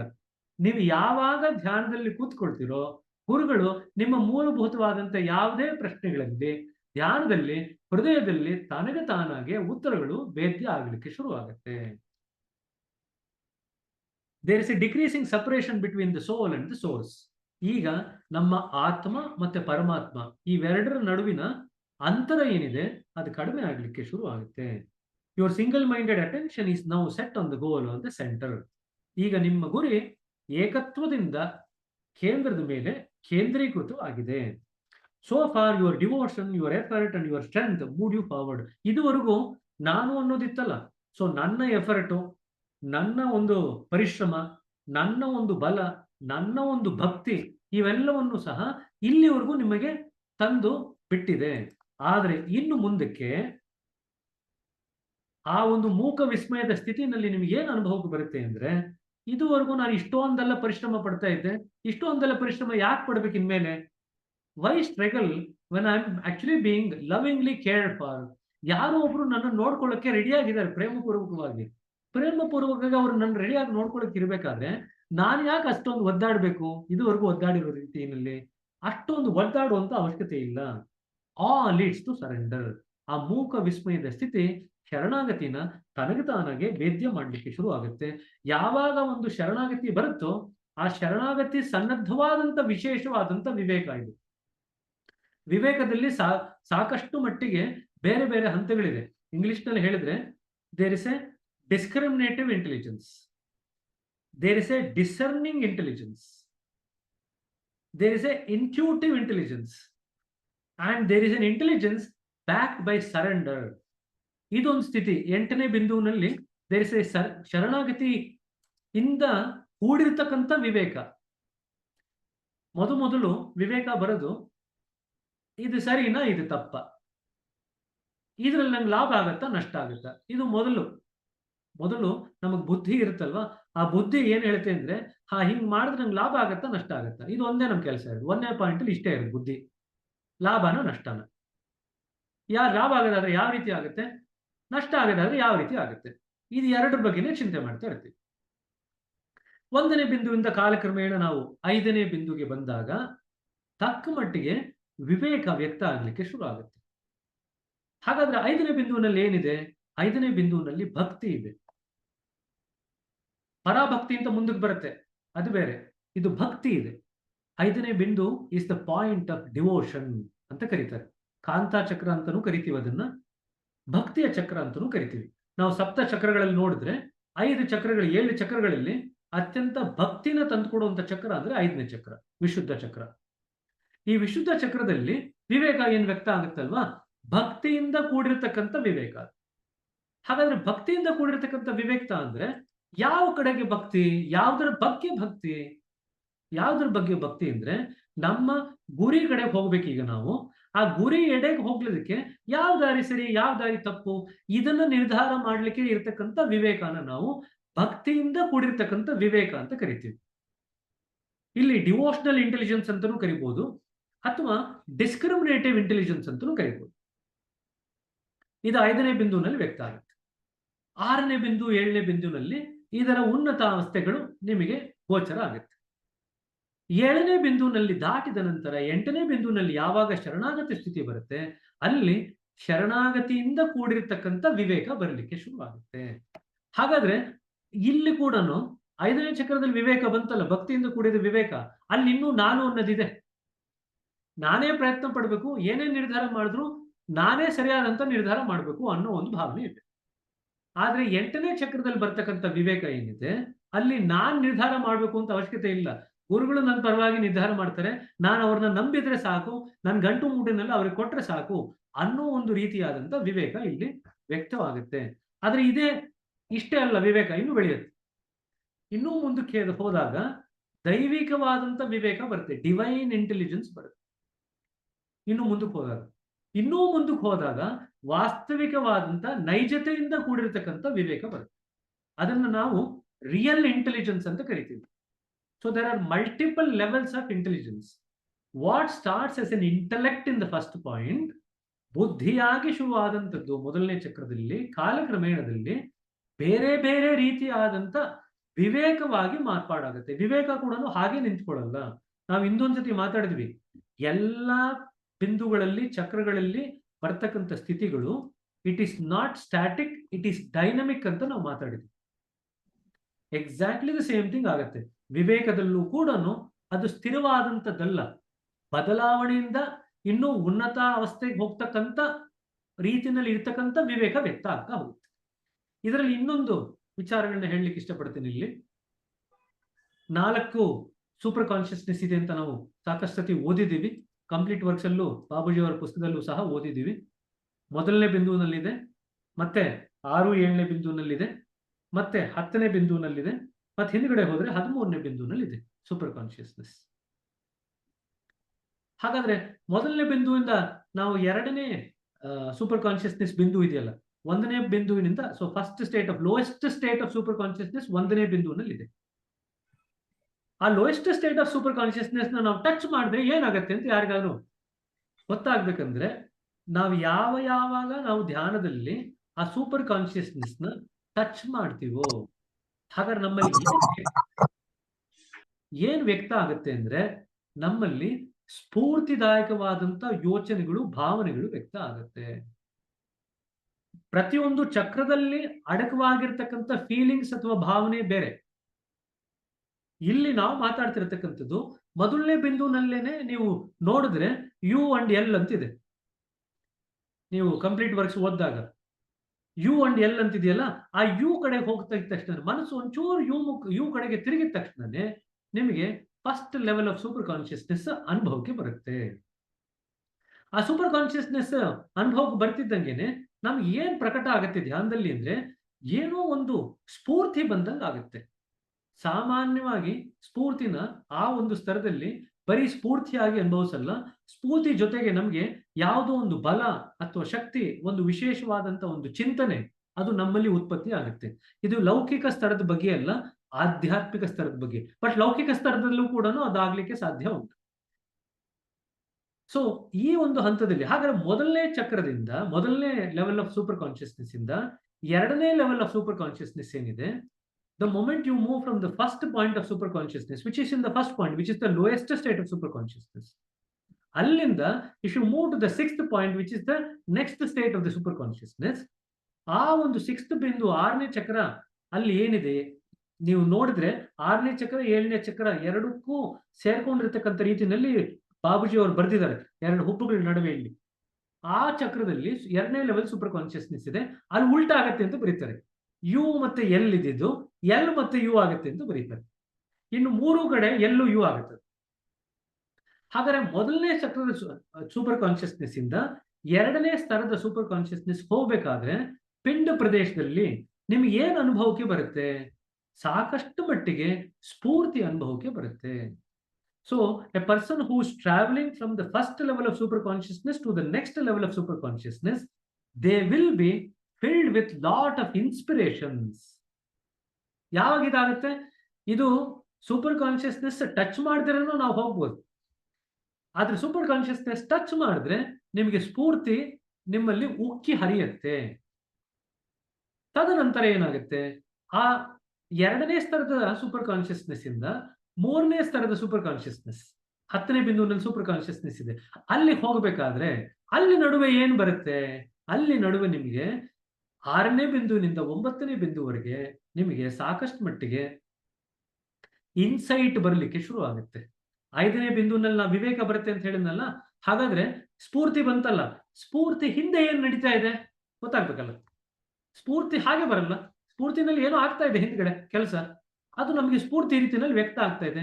ಆ ಸ್ಫೂರ್ತಿಯಿಂದ ಬಂದಿರತಕ್ಕಂತ ಏನು ಯೋಚನೆ ಇದೆ, ಅದರ ಹಿಂದಿನ ಪ್ರಣಾಳಿ ಏನಿದೆ ಅದು ನಮ್ಗೆ ಗೊತ್ತಾಗ್ಲಿಕ್ಕೆ ಶುರು ಆಗುತ್ತೆ. ಇದನ್ನ ನಾವು ಇನ್ಸೈಟ್ ಅಂತ ಕರಿತೀವಿ. ಸೊ ಇನ್ಸ್ಪಿರೇಷನ್ ನಾವು ಗ್ರಾಜುಲಿ ಗೆಟ್ಸ್ ಕನ್ವರ್ಟೆಡ್ ಇಂಟು ಇನ್ಸೈಟ್. ಇದು ಎಲ್ಲಿಂದ ಎಲ್ಲಿವರೆಗೆ ಇರುತ್ತೆ? ಇದು 6ನೇ ಬಿಂದುವಿನಿಂದ 9ನೇ ಬಿಂದುವಿನವರೆಗೂ ಇರುತ್ತೆ. It gets converted into insight. ಇನ್ನೂ ಮುಂದಕ್ಕೆ ಹೋಯ್ತು ಅಂದ್ರೆ ಏನಾಗುತ್ತೆ? 10ನೇ ಬಿಂದುವಿನಲ್ಲಿ ಸೂಪರ್ ಕಾನ್ಶಿಯಸ್ನೆಸ್ ಇದೆ, 9ನೇ ಬಿಂದು ಬಂದ ತಕ್ಷಣ ನಮಗೆ ಇನ್ಸೈಟ್ ಇದ್ದಿದ್ದು ಇಂಟ್ಯೂಷನ್ ಆಗಿ ಪರಿವರ್ತನೆ ಆಗುತ್ತೆ, ವಿವೇಚನೆಯಾಗಿ ಪರಿವರ್ತನೆ ಆಗುತ್ತೆ. ವಿವೇಕ ಇದ್ದಿದ್ದು ವಿವೇಚನೆಯಾಗಿ ಪರಿವರ್ತನೆ ಆಗುತ್ತೆ, ಇಂಟ್ಯೂಷನ್ ಆಗ್ಲಿಕ್ಕೆ ಶುರು ಆಗುತ್ತೆ. ಹಾಗಾದ್ರೆ ಇದು ಎಲ್ಲಿವರೆಗೂ ಇರುತ್ತೆ? 9ರಿಂದ 11ನೇ ಪಾಯಿಂಟ್ ವರೆಗೂ ಪೂರ್ತಿ ವಿವೇಚನದಲ್ಲಿ ಮುಳುಗಿರ್ತೀರಾ, ಇಂಟ್ಯೂಷನ್ ಅಲ್ಲಿ ಮುಳುಗಿರ್ತೀರಾ. ಹಾಗಾದ್ರೆ ಇನ್ಸೈಟ್ ನ ಹಿಂದೆ ಏನಿದೆ ಅದು ಇಂಟ್ಯೂಷನ್, ಅದು ಇಂಟ್ಯೂಷನ್ ಗೊತ್ತಾಗ್ಲಿಕ್ಕೆ ಶುರು ಆಗುತ್ತೆ. ಸಾಮಾನ್ಯವಾಗಿ 5ನೇ ಪಾಯಿಂಟ್ ನಲ್ಲಿ ಇಂಟ್ಯೂಷನ್ ಬರ್ಲಿಕ್ಕೆ ಶುರು ಆಗುತ್ತೆ ಅಂತ ಹೇಳ್ತಾರೆ. ಇನ್ಸೈಟ್ ಮತ್ತೆ ಇಂಟ್ಯೂಷನ್ ನ ಎರಡನ್ನೂ ಕಂಬೈನ್ ಮಾಡಿ ಎರಡು ಇಂಟ್ಯೂಷನ್ ಅಂತ ಕೆಲವರು ಕೂಡ ಹೇಳಲಿಕ್ಕೆ ಸಾಧ್ಯ ಇದೆ. ಆದ್ರೆ ಇದರಲ್ಲಿ 3 ಸ್ತರ ಇದೆ: ಇನ್ಸ್ಪಿರೇಷನ್, ಇನ್ಸೈಟ್, ದೆನ್ ಇಂಟ್ಯೂಷನ್. ತದನಂತರ 11ನೇ ಪಾಯಿಂಟ್ ಆದ್ಮೇಲೆ ಮತ್ತೆ ಏನಾಗುತ್ತೆ? ಇಂಟ್ಯೂಷನ್ ನಾವು gets converted into divine knowledge. ದೈವಿಕವಾದಂತ ಜ್ಞಾನ ಆಗಿ ಪರಿವರ್ತನೆ ಆಗ್ಬಿಡುತ್ತೆ, divine knowledge or divine intelligence. 13ನೇ ಪಾಯಿಂಟ್ ದಾಟಿ ನಾವು ಯಾವಾಗ ಸೆಂಟ್ರಲ್ ರೀಜನ್ ಎಂಟರ್ ಆಗ್ಲಿಕ್ಕೆ ಶುರು ಆಗ್ತೀವೋ ಅವಾಗ it gradually the divine knowledge ನಾವು ಕನ್ವರ್ಟ್ಸ್ ಇಂಟು ರಿಯಲ್ ನಾಲೆಡ್ಜ್. ವಾಸ್ತವಿಕ ಅಥವಾ ನೈಜತೆಯಿಂದ ಕೂಡಿರ್ತಕ್ಕಂಥ ಜ್ಞಾನ ಆಗಿ ಮಾರ್ಪಾಡಾಗುತ್ತೆ. It converts into real knowledge. So this is another thing for us to kind of remember. 1ನೇ ಪಾಯಿಂಟ್ ನಲ್ಲಿ ಸೂಪರ್ ಕಾನ್ಶಿಯಸ್ನೆಸ್ ಇದೆ, 5ನೇ ಪಾಯಿಂಟ್ ಬಂದಿದ ತಕ್ಷಣ ವಿವೇಕ ಬರುತ್ತೆ. ವಿವೇಕ ಬರ್ತಿದ್ದಂಗೆನೆ ನಿಮಗೆ ಇನ್ಸೈಟ್ ಬರ್ಲಿಕ್ಕೆ ಶುರು ಆಗುತ್ತೆ. ಇನ್ಸೈಟ್ ಅಂದ್ರೆ ಒಳನೋಟ, ಕನ್ನಡದಲ್ಲಿ ಹೇಳೋದಾಯ್ತು ಅಂದ್ರೆ ಒಳನೋಟ, ಸ್ಫೂರ್ತಿ ಹಿಂದೆ ಇರತಕ್ಕಂಥ ಒಳನೋಟ.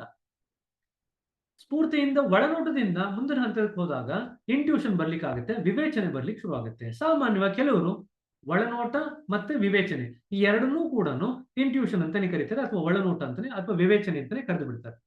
ತದನಂತರ ದೈವಿಕವಾದಂತ ಜ್ಞಾನ ಬರಲಿಕ್ಕೆ ಶುರು ಆಗುತ್ತೆ. ದೈವಿಕವಾದಂತ ಜ್ಞಾನ ಬಂದ ನಂತರ ನಿಮಗೆ ತನಗೆ ತಾನಾಗೆ ಮುಂದಿನ ಹಂತದಲ್ಲಿ ನೈಜತೆಯಿಂದ ಅಥವಾ ವಾಸ್ತವಿಕತೆಯಿಂದ ಕೂಡಿರತಕ್ಕಂಥ ಜ್ಞಾನ ಬರಲಿಕ್ಕೆ ಶುರು ಆಗುತ್ತೆ. ಸೊ 8ನೇ ಬಿಂದು ಈ ದೈವಿಕದ ಜ್ಞಾನದ ಎಡೆಗೆ ನಮಗೆ ಸನ್ನದ್ಧವಾಗಲಿಕ್ಕೆ ಬೇಕಾದಂತ ಜಾಗನ ಕ್ರಿಯೇಟ್ ಮಾಡುತ್ತೆ. ನಮಗೆ ಜಾಗ ಬೇಕಲ್ವಾ? ನಾವೆಲ್ಲ ಗಂಟು ಮೂಟೆ ಇಟ್ಕೊಂಡಿದ್ರೆ ಜಾಗ ಎಲ್ಲಿರುತ್ತೆ? ನಾವು ಗಂಟು ಮೂಟೆ ಎಲ್ಲ ಕೊಟ್ಟಾಗ ಸಾಕಷ್ಟು ನಮ್ಮ ಹೃದಯದಲ್ಲಿ ಮನೋಮಂಡಲದಲ್ಲಿ ಜಾಗ ಆಗುತ್ತೆ. ಯಾವಾಗ ಅದು ಜಾಗ ಆಗುತ್ತೆ, 2 ಕೆಲಸ ಆಗುತ್ತೆ. ದೈವಿ ಜ್ಞಾನ ಬೆಳಿಲಿಕ್ಕೆ ಸಾಧ್ಯ ಆಗುತ್ತೆ, ದೈವಿ ಜ್ಞಾನ ಹರಿಲಿಕ್ಕೆ ಸಾಧ್ಯ ಆಗುತ್ತೆ. ದೈವಿ ಜ್ಞಾನನ ಕ್ಯಾಚ್ ಮಾಡತಕ್ಕಂತ ಹಿಡಿತಕ್ಕಂತ ಸೂಕ್ಷ್ಮತೆ ಕೂಡ ನಮ್ಮಲ್ಲಿ ಬೆಳೆಯುತ್ತೆ. ಸೊ 2 ಕೆಲಸ ಆಗ್ಬೇಕು. ನಾವೆಲ್ಲ ಗಂಟು ಮೂಟೆ ಕೊಟ್ಟಾಗ ಗುರುಗಳಿಗೆ ಜಾಗ ಆಗುತ್ತೆ. ಜಾಗ ಆಗೋದ್ರಿಂದ ಆ ದೈವಿ ಜ್ಞಾನ ಅನ್ನೋದು ಇಂಟ್ಯೂಷನ್ ಆಗಿ ವಿವೇಚನೆಯಾಗಿ ನಮ್ಮಲ್ಲಿ ಹರಿಲಿಕ್ಕೆ ಶುರು ಆಗುತ್ತೆ. ಬರೀ ವಿವೇಚನೆ ಆಗಿ ಹರಿದು ನಮ್ಗೆ ಸೂಕ್ಷ್ಮತೆನೇ ಬೆಳಿಲಿಲ್ಲ ಅಂದ್ರೆ ಗೊತ್ತಾಗುತ್ತೆ. ಸೊ ಅದು ಹರಿಯುತ್ತೆ, ಅದರ ಜೊತೆಯಾಗಿ ನಮ್ಗೆ ಸೂಕ್ಷ್ಮತೆ ಕೂಡ ಬೆಳೆಯುತ್ತೆ. ಯಾವಾಗ ಸೂಕ್ಷ್ಮತೆ ಬೆಳೆಯುತ್ತೋ ಆ ದೈವಿ ಜ್ಞಾನ ಏನು ಹರಿದು ಬರ್ತಾ ಇದೆ ಆಂತರಿಕವಾಗಿ, ನಾ ಹೇಳಿದ್ನಲ್ಲ, ಶರಣಾಗತನಾದಂಥ ಸ್ಥಿತಿ ಹೊರಗಡೆ ಯಾವ ಪ್ರಶ್ನೆ ಕೇಳುವಂತ ಅಗತ್ಯ ಇಲ್ಲ ಗುರುವು. ಯಾಕೆಂದ್ರೆ ಗುರು ಹೃದಯದಲ್ಲೇ ಸನ್ನದ್ಧವಾಗಿದ್ದಾನೆ. ಗುರು ಹೃದಯದಲ್ಲೇ ಸನ್ನದ್ಧವಾಗಿದ್ರೆ ಹೃದಯದಲ್ಲೇ ಎಲ್ಲ ಉತ್ತರಗಳು ಸಿಗ್ಲಿಕ್ಕೆ ಶುರು ಆಗುತ್ತೆ ಗುರುವಿನಿಂದ. ಸೊ ಹಾಗಾಗಿ ಅವ್ರು ಹೊರಗಡೆ ಪ್ರಶ್ನೆ ಕೇಳುವಂತ ಅಗತ್ಯ ಬರಲ್ಲ. ಸಾಕಷ್ಟು ಪ್ರಶ್ನೆಗಳು ಅವರಲ್ಲಿ ಹೊರಟು ಹೋಗುತ್ತೆ, ಹೃದಯದಿಂದಲೇ ಉತ್ತರಗಳೆಲ್ಲ ಬರಲಿಕ್ಕೆ ಶುರು ಆಗುತ್ತೆ. ಸೊ ಇಷ್ಟು ಈ 8ನೇ ಚಕ್ರದ ಮಹತ್ವ. ಯಾಕೆಂದ್ರೆ ಈಗ ಒಂದು ಸ್ತರದಿಂದ ಮತ್ತೊಂದು ಸ್ತರಕ್ಕೆ ಏರ್ತಾ ಇದ್ದೀವಿ. So it's A very very important ಚಕ್ರ. ಕೆಳಗಿನ ಚಿಕ್ಕದಾದ ನಾನೂನ ಬಿಟ್ಟು ದೊಡ್ಡದಾದ ನೀನೂನ ಹಿಡ್ಕೊಳ್ಳಿಕ್ಕೆ ನಾವು ಪ್ರೇಮ ಪೂರ್ವಕವಾಗಿ ಒಪ್ಪಿಗೆ ಕೊಟ್ಟಿದ್ದೀವಿ. ಸೊ ಅಲ್ಲಿಗೆ ಪ್ರೇಮ ಇಲ್ಲದೆ ಇದ್ರೆ, ಒಪ್ಪಿಗೆ ಇಲ್ಲದೆ ಇದ್ರೆ ಪೂರ್ಣ ಶರಣಾಗತಿಯ ಸ್ಥಿತಿ ಬರಲ್ಲ. ಶರಣಾಗತಿಯ ಮಹತ್ವ ಎಷ್ಟು ಅಂತ ಹೇಳಿ ಪೂಜ್ಯ ಗಾಜಿಯವರು ಈ ಭಂಡಾರದಲ್ಲಿ ಶರಣಾಗತಿ ಬಗ್ಗೆ, ಸರೆಂಡರ್ ಬಗ್ಗೆನೇ ಒಂದು ಮೆಸೇಜ್ ಕೂಡ ರಿಲೀಸು ಮಾಡಿದ್ರು. ಸೊ ಪ್ರಾಯಶಃ ಸಾಕಷ್ಟು ಜನ ಇಲ್ಲಿ ಇರೋರೆಲ್ಲರೂ ಕೂಡ ಅದನ್ನು ನೋಡಿರ್ತಾರೆ, ಕೇಳಿರ್ತಾರೆ. ಬಟ್ ಶರಣಾಗತಿಯ ಮಹತ್ವ ಅತ್ಯಂತ ವಿಶೇಷವಾದದ್ದು, ಪ್ರಮುಖವಾದಂತ ಘಟ್ಟ. ಇಲ್ಲಿ ಇನ್ನೊಂದಾಗತ್ತೆ, ನಾನು ಜ್ಞಾನ ಸಂಪಾದನೆ ಮಾಡ್ಕೋಬೇಕು, ನಾನು ಪುಸ್ತಕಗಳನ್ನ ಓದಿ ಬೇರೆ ಬೇರೆ ವಿಚಾರಗಳನ್ನ ಚರ್ಚೆ ಮಾಡಿ ನಾನು ಜ್ಞಾನ ಸಂಪಾದನೆ ಮಾಡ್ಕೋಬೇಕು ಅಂತ ಇದ್ದಂತ ಮನಸ್ಸು ಈಗ ನನಗೆ ಯಾವ ಕ್ಷಣದಲ್ಲಿ, ಯಾವ ಸ್ತರದಲ್ಲಿ, ಯಾರ ಮುಂದೆ ಯಾವ ಜ್ಞಾನನೂ ನೀನ್ ಕೊಡಬೇಕೋ ಅದನ್ನ ಪಡ್ಕೊಳ್ಳಿಕ್ಕೆ ನಿನ್ನ ಮೇಲೆ ನಾನು ಡಿಪೆಂಡ್ ಆಗಿದ್ದೀನಿ, ನಿನ್ನ ಮೇಲೆ ನಾನು ನಿರ್ಭರ ಆಗಿದ್ದೀನಿ ಅನ್ನೋ ಮನೋಭಾವ ಕೂಡ ಬರುತ್ತೆ. ಹಾಗಾದ್ರೆ ಇಲ್ಲಿ ಇನ್ನೊಂದು ಅನುಭವ ಬರುತ್ತೆ. ಏನ್ ಅನುಭವ ಬರುತ್ತೆ ಅಂದ್ರೆ, ಇದುವರೆಗೂ ನಾವು ಪುಸ್ತಕದಲ್ಲಿ ಓದಿರ್ತಕ್ಕಂಥ ಜ್ಞಾನ, ಬೇರೆ ಬೇರೆ ವಿಚಾರಗಳನ್ನು ಕೇಳಿರ್ತಕ್ಕಂಥ ಜ್ಞಾನ, ಅದ್ರದ್ದೆಲ್ಲ ಒಂದು ಭಾರನ ಹಿಡ್ಕೊಂಡಿರ್ತೀವಿ, ಗಟ್ಟಿಯಾಗಿ ಹಿಡ್ಕೊಂಡಿರ್ತೀವಿ. ಆ ಭಾರ ಕ್ಷಣಾರ್ಧದಲ್ಲಿ ಹೊರಟೋಗುತ್ತೆ. ಯಾಕೆ ಕ್ಷಣಾರ್ಧದಲ್ಲಿ ಹೊರಟೋಗುತ್ತಂದ್ರೆ, ಗುರುಗಳಿದ್ದಾರೆ, ಜ್ಞಾನನೂ ಇದೆ, ಆದ್ರೆ ಜ್ಞಾನ ಕೂಡ ಬಿಟ್ಬಿಟ್ಟಿದ್ದೀನಿ. ಹಾಗಾದ್ರೆ ಜ್ಞಾನ ಬಿಟ್ಟಿದ್ದೀನಿ ಅಂದ್ರೆ ಯಾವ ಒಂದು ಮನೋಭಾವದಲ್ಲಿ ನಾನು ಬಿಟ್ಟಿದ್ದೀನಿ? ಯಾವ ಮನೋಭಾವದಲ್ಲಿ ಬಿಡ್ತೀವಿ ಅಂದ್ರೆ, ಜ್ಞಾನ ಕೂಡ ಆ ಚಿಕ್ಕದಾದಂತ ನಾನು ಇತ್ತಲ್ಲ ಅದರ ಗಂಟು ಮೂಟೆ ಬಿಡ್ಬೇಕಂತ ಹೇಳಿದ್ವಲ್ಲ, ಆ ಚಿಕ್ಕದಾದಂತ ನಾನುನಲ್ಲಿ ಆ ಜ್ಞಾನದ ಗಂಟು ಕೂಡ ಒಂದಾಗಿತ್ತು. ಈಗ ಅದನ್ನು ಬಿಟ್ಟಾಯ್ತು. ಹಾಗಾದ್ರೆ ಹೃದಯಕ್ಕೆ ಬೇರೆ ಯಾವುದೋ ಒಂದು ವಿಶೇಷವಾದಂತ ಒಂದು ಆಧಾರ ಬೇಕು ಇದನ್ನ ಬಿಡ್ಬೇಕಾದ್ರೆ. ಯಾಕೆಂದ್ರೆ ಜ್ಞಾನನ ಅದು ಕಷ್ಟಪಟ್ಟು ಸಾಕಷ್ಟು ಸಮಯ ಕೊಟ್ಟು ಶಕ್ತಿ ಉಪಯೋಗಿಸಿ ಅದು ಸಂಪಾದನೆ ಮಾಡಿರುತ್ತೆ. ಅಷ್ಟು ಬೇಗ ಸಂಪಾದನೆ ಮಾಡೋದನ್ನ ಯಾರು ಬಿಡ್ಲಿಕ್ಕೆ ರೆಡಿ ಇರ್ತಾರೆ? ಸೊ 8ನೇ ಬಿಂದುವಿನಲ್ಲಿ ನಾವು ಯಾವಾಗ ಶರಣಾಗತರಾಗ್ತೀವಿ, ಇನ್ನೊಂದು ವಿಶೇಷವಾದಂಥದ್ದಾಗತ್ತೆ, ನಮಗೆ ಜ್ಞಾನದ ಭಾರ ಕಡಿಮೆ ಆಗುತ್ತೆ. ಹಾಗಂತ ಹೇಳಿ ಜ್ಞಾನ ಎಲ್ಲೂ ಹೊರಟೋಗಲ್ಲ, ಜ್ಞಾನದ ಭಾರ ಕಡಿಮೆ ಆಗುತ್ತೆ. ಆದ್ರೆ ಗುರುವಿನ ಮೇಲೆ ನಿರ್ಭರತೆ ಬರೋದ್ರಿಂದ ಏನಾಗತ್ತಂದ್ರೆ, ನಮಗೆ ಯಾವ ಕ್ಷಣದಲ್ಲಿ, ಯಾವ ಸನ್ನಿವೇಶದಲ್ಲಿ ಯಾವ ಜ್ಞಾನ ಕೊಡಬೇಕು ಗುರುಗಳು ಆ ಒಂದು ಟೈಮ್ನಲ್ಲಿ ಅದನ್ನು ಕೊಡ್ತಾರೆ ಅನ್ನೋ ಒಂದು ಅಮಿತವಾದಂತ, ಅಪರಿಮಿತವಾದಂತ ನಂಬಿಕೆ ಗುರುಗಳ ಮೇಲೆ ಬರುತ್ತೆ. ಈ ಮುಂದಿನ ಹಂತದಲ್ಲಿ ಅದನ್ನ ಚರ್ಚೆ ಮಾಡ್ತೀವಿ. ರಿಲೇಶನ್ಶಿಪ್ ವಿತ್ ಗುರು ಚೇಂಜಸ್ ಅಂತ ಬರೀತಾರೆ 8ನೇ ಪಾಯಿಂಟ್ ನಲ್ಲಿ. ಯಾವಾಗ ಗುರುವಿನ ಜೊತೆ ನಮ್ಮ ಸಂಬಂಧ ಬದಲಾವಣೆ ಆಗ್ಬಿಡುತ್ತೋ ಈ ರೀತಿಯಾದಂತ ಸ್ಟೆಬಿಲಿಟಿ ನಮ್ಮ ಮನಸ್ಸಿನಲ್ಲಿ ಬಂದ್ಬಿಡುತ್ತೆ. ನಿರ್ಭಯತ್ವ. ಯಾವ ಕ್ಷಣದಲ್ಲಿ ಏನು ಕೊಡಬೇಕು ಜ್ಞಾನ, ಗುರುಗಳು ಅದನ್ನು ಕೊಡ್ತಾರೆ. ಅದಕ್ಕೆ ಯಾಕೆ ಅದನ್ನ ಜ್ಞಾನ ಹೊತ್ಕೊಂಡು ಮೂಟೆ ಹತ್ರ ಹೊತ್ಕೊಂಡು ಎಲ್ಲ ಕಡೆ ತಿರುಗಬೇಕು ಅನ್ನೋ ಒಂದು ಭಾವನೆ ಬಂದ್ಬಿಡುತ್ತೆ. ಜ್ಞಾನದ ಮೂಟೆ ಕೂಡ ನಾವು ಕೆಳಗಡೆ ಇಡ್ಲಿಕ್ಕೆ ಶುರು ಮಾಡ್ತೀವಿ, ಒಪ್ಕೊಳ್ತೀವಿ. ಅಲ್ಲಿವರೆಗೂ ಜ್ಞಾನದ ಮೂಟೆ ಯಾರು ಕೆಳಗಡೆ ಇಡ್ಲಿಕ್ಕೆ ಬಿಡಲ್ಲ. So conditions experienced at the 8th ಚಕ್ರ. ಸಿನ್ಕ್ರಾನಿಸಿಟಿ ಬಿಕಮ್ಸ್ ರೂಟೀನ್. ಅಂದ್ರೆ ಇದನ್ನ ಕನ್ನಡದಲ್ಲಿ ಹೇಳೋದಾದ್ರೆ ಏಕಕಾಲಿಕತೆ. ಸಿನ್ಕ್ರಾನಿಸಿಟಿ ಅಂದ್ರೆ ಏಕಕಾಲಿಕ, ಕನ್ನಡದ ವ್ಯಾಖ್ಯಾನ. Some of you may notice deeper synchronicity with your surrounding. ನಮ್ಮ ಸುತ್ತಮುತ್ತಲಿನ ನಮ್ಮ ಒಂದು ಸಂಬಂಧ ಆಳಕ್ಕೆ ಹೋಗುತ್ತೆ.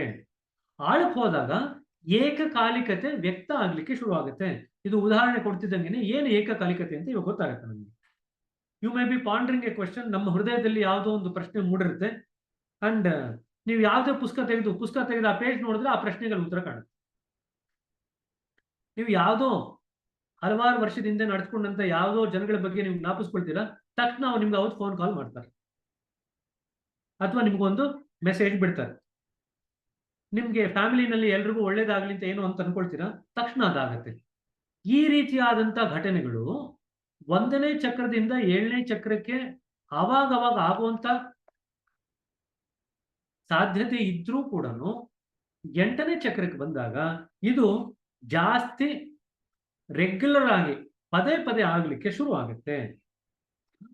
The love occur more often. And ಇದ್ರ ಬಗ್ಗೆ ನೀವು ಆಶ್ಚರ್ಯ ಪಡೆದನ್ನು ಬಿಟ್ಬಿಡ್ತಾರಂತೆ. ಯಾಕಂದ್ರೆ ಇದು ಪದೇ ಪದೇ ಆಗ್ಲಿಕ್ಕೆ ಶುರು ಆದಾಗ, ಅವಾಗವಾಗ ಆದಾಗ ನಮ್ಗೆ ಆಶ್ಚರ್ಯ ಆಗ್ತಿರ್ತಾರೆ, ಇವಾಗ ತಾನು ಅನ್ಕೊಂಡಲ್ಲಿ ಆಗೋಯ್ತಲ್ಲ ಅಂತ. ಈಗ ಎಷ್ಟು ಸತಿ ಅದು ಪದೇ ಪದೇ ಆಗತ್ತೆ ಅಂದ್ರೆ ನೀವು ಆಶ್ಚರ್ಯ ಪಡೆದನ್ನು ಬಿಟ್ಬಿಡ್ತೀರ. They become such a routine affair that you rely on them.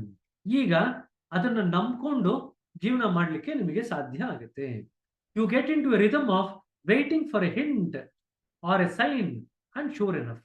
ಈಗ ನೀವು ಧ್ಯಾನ ಮಾಡಬೇಕಾದ್ರೆ ಅಥವಾ ಬೇರೆ ಸಮಯದಲ್ಲಿ ಅದರ ಬಗ್ಗೆ ಒಂದು ಸೂಚನೆ ನಿಮಗೆ ಬರಲಿಕ್ಕೋಸ್ಕರ ಕಾಯ್ತಾ ಇರ್ತೀರ. ಆ ಸೂಚನೆ ಬಂದ ತಕ್ಷಣ ಅದಿನ್ನೂ ಆ ಘಟನೆ ಆಗದೆ ಇರ್ಬೋದು, ಆದ್ರೆ ನಿಮ್ಗೆ ಆಲ್ರೆಡಿ ಸೂಚನೆ ಬಂದಿದೆ ಹಿಂಗಾಗತ್ತೆ ಅಂತ.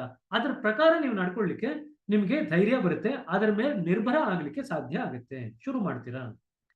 It's one of the ways that surrenders expresses itself in your behaviour. ಶರಣಾಗತಿ ಅನ್ನೋದು ಈಗ ನಮ್ಮ ನಡೆನುಡಿನಲ್ಲಿ ಇದೊಂದು ರೀತಿಯಲ್ಲಿ ವ್ಯಕ್ತ ಆಗುತ್ತೆ. A lot more can be said about this topic, but it would be better to experience how synchronicity manifests in daily life and guides you. ಇದರ ಬಗ್ಗೆ ಇನ್ನೂ ಸಾಕಷ್ಟು ಉಲ್ಲೇಖ ವಿಸ್ತಾರವಾಗಿ ಹೇಳ್ಬೋದು, ಆದ್ರೆ ಇದು ನಮ್ಮ ಜೀವನದಲ್ಲಿ ಈ ಏಕಕಾಲಿಕತೆ ಅನ್ನೋದು ಯಾವ ರೀತಿ ವ್ಯಕ್ತ ಆಗುತ್ತೆ ಅಂತ ನಮಗೆ ಅನುಭವ ತಂದುಕೊಂಡು ಅದರ ರುಚಿನ ನಾವು ಸವಿದ್ರೆ ಇನ್ನೂ ಚೆನ್ನಾಗಿರುತ್ತೆ ಅಂತ ಪೂಜ್ಯ ದಾಜಿ ಅವರು ಬರೀತಾರೆ. ಹಾಗಾದ್ರೆ ಇಷ್ಟೇನ ಆಗೋದು 8ನೇ ಚಕ್ರದಲ್ಲಿ ಮತ್ತೇನಾಗುತ್ತೆ? ರಿಲೇಶನ್ಶಿಪ್ ವಿತ್ ಗುರು, ಗುರುವಿನ ಜೊತೆಗಿನ ನಮ್ಮ ಸಂಬಂಧ ಅದು ಏನಾಗುತ್ತೆ? I have observed in the Asian cultures and ಇಲ್ಲಿ ಏಷ್ಯಾದಲ್ಲಿ ಇರ್ತಕ್ಕಂಥ ಕೆಲವು ಕಲ್ಚರ್ ಬಗ್ಗೆ ದಾಜಿ ಅವರು ಮಾತಾಡ್ತಾರೆ, ಆಯ್ತಾ. ಎಷ್ಟೋ ಜನ ಕುಟುಂಬಗಳಲ್ಲಿ ಮುಂಚಿನ ಕಾಲದಲ್ಲಿ ಆಧ್ಯಾತ್ಮಿಕ ಗುರು ಅಂತ ಇಟ್ಕೊಂಡಿರ್ತಾರೆ. ಈಗ ವಶಿಷ್ಠರು ಕುಲಗುರು ಯಾರಿಗೆ? ರಾಮನಿಗೆ, ದಶರಥನಿಗೆ. ಅದೇ ರೀತಿಯಾಗಿ ಕೃಪಾಚಾರ್ಯ ಅಂತ ಇರ್ತಾರೆ, ಅವರು ಪಾಂಡವರಿಗೆ ಕೌರವರು, ಅವರಿಬ್ಬರಿಗೂ ಕೂಡ ಕುಲಗುರು. ಅಂದ್ರೆ ಒಂದು ಕುಟುಂಬಕ್ಕೆ ಕುಲಗುರು ಅಂತ ಇರೋರು, ಅವರೆಲ್ಲ ಸ್ಪಿರಿಚುವಲ್ ಗೈಡ್ಸ್, ಆಧ್ಯಾತ್ಮಿಕ ಗುರುಗಳು. ಅವರು ಸಾಮಾನ್ಯವಾಗಿ ಆಧ್ಯಾತ್ಮಿಕ ಗುರುವಿನ ಒಂದು ಫೋಟೋ ಇಟ್ಕೊಂಡಿರ್ತಾರೆ ಅಥವಾ ಪಿಕ್ಚರ್ ಇಟ್ಕೊಂಡಿರ್ತಾರೆ. ಅವ್ರು ಹೇಳಿದ್ದಂತ ಕೂಡ ಅವರು ಫಾಲೋ ಮಾಡ್ತಾರೆ. ಆದ್ರೆ ಪಾಶ್ಚಿಮಾತ್ಯದಲ್ಲಿ ಅವ್ರು ಯಾರು ಫೋಟೋಗಳು ಅಥವಾ ಚಿತ್ರಗಳನ್ನ ಇಟ್ಕೊಳ್ಳಲ್ಲ. ಗುರುಗಳು ಏನು ಹೇಳಿರ್ತಾರೆ, ಪಾಠ ಮಾಡಿರ್ತಾರೆ, ಆ ಪಾಠನೇ ಅವರು ತಮ್ಮ ಗೈಡ್ ಆಗಿ ಇಟ್ಕೊಂಡಿರ್ತಾರೆ.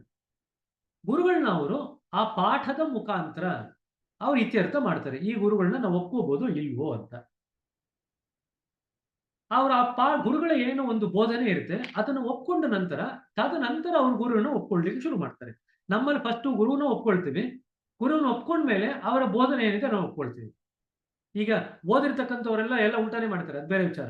ಮೊದಲು ಬೋಧನೆಯನ್ನು ಕೇಳ್ತಾರೆ, ಬೋಧನೆ ಅವ್ರು ಏನ್ ಹೇಳಿರ್ತಾರೆ, ಅವ್ರು ಏನು ವಿಚಾರಗಳ ಬಗ್ಗೆ ವ್ಯಕ್ತಪಡಿಸಿರ್ತಾರೆ, ಅದು ಒಪ್ಪಿಗೆ ಆಯ್ತು ಅಂತಂದ್ರೆ ನಂತರ ಗುರುನ ಒಪ್ಕೊಳ್ತಾರೆ.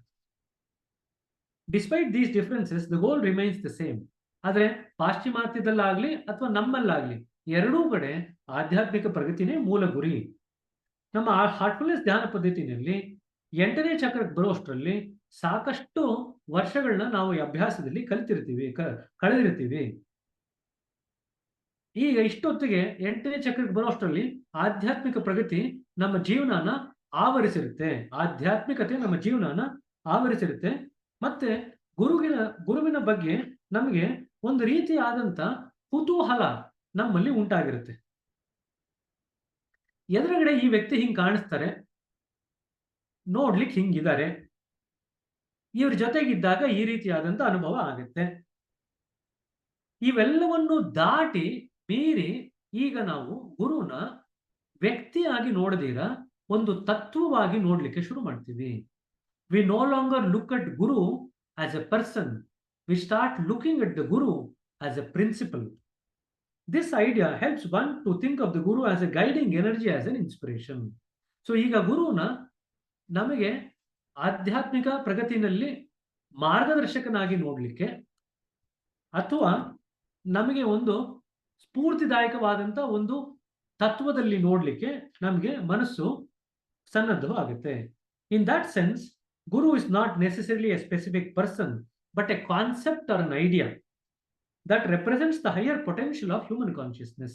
ಈ ಒಂದು ಹಂತಕ್ಕೆ ಬಂದಾಗ ಗುರು ಕೇವಲ ಒಬ್ಬ ಮಾನವ ಅಥವಾ ಮನುಷ್ಯನಾಗಿ ಕಾಣುವುದಿಲ್ಲ, ಒಂದು ವ್ಯಕ್ತಿಯಾಗಿ ಕಾಣುವುದಿಲ್ಲ. ಗುರು ಒಂದು ತತ್ವ, ಒಂದು ವಿಷಯವಾಗಿ ಅವನು ವ್ಯಕ್ತವಾಗ್ತಾನೆ.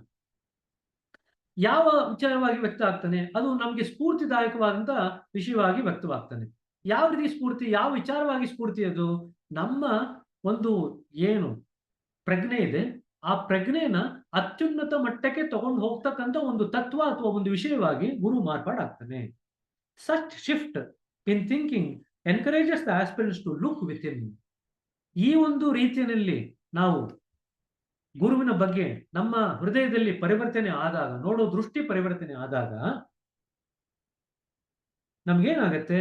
ಗುರುವಿನ ಬಗೆಗೆ ಹೊರಮುಖವಾಗಿ ಗುರುವಿನ ವ್ಯಕ್ತಿಯಾಗಿ ನೋಡೋ ಬದಲಿಗೆ ಗುರುವಿನ ಒಂದು ತತ್ವವಾಗಿ ನಮ್ಮ ಹೃದಯದಲ್ಲೇ ಕಾಣಲಿಕ್ಕೆ ನಮಗೆ ಸಾಧ್ಯ ಆಗುತ್ತೆ. And to connect with their inner wisdom and cultivate rich understanding of their place in the universe.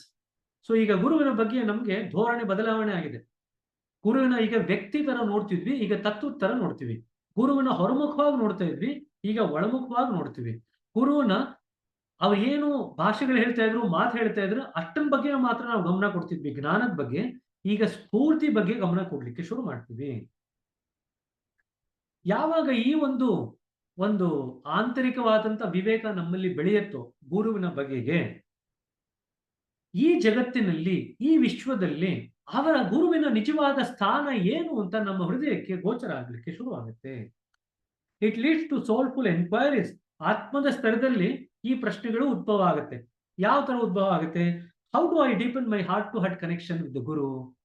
ಗುರುವಿನ ಜೊತೆಗಿನ ನನ್ನ ಸಂಬಂಧ ಏನಿದೆ ಅದನ್ನ ಹೃದಯದಿಂದ ಹೃದಯಕ್ಕೆ ಯಾವ ರೀತಿಯಾಗಿ ನಾನು ಅದನ್ನು ತೀವ್ರಗೊಳಿಸ್ಕೊಳ್ಳಿ? How do I experience what the guru experienced?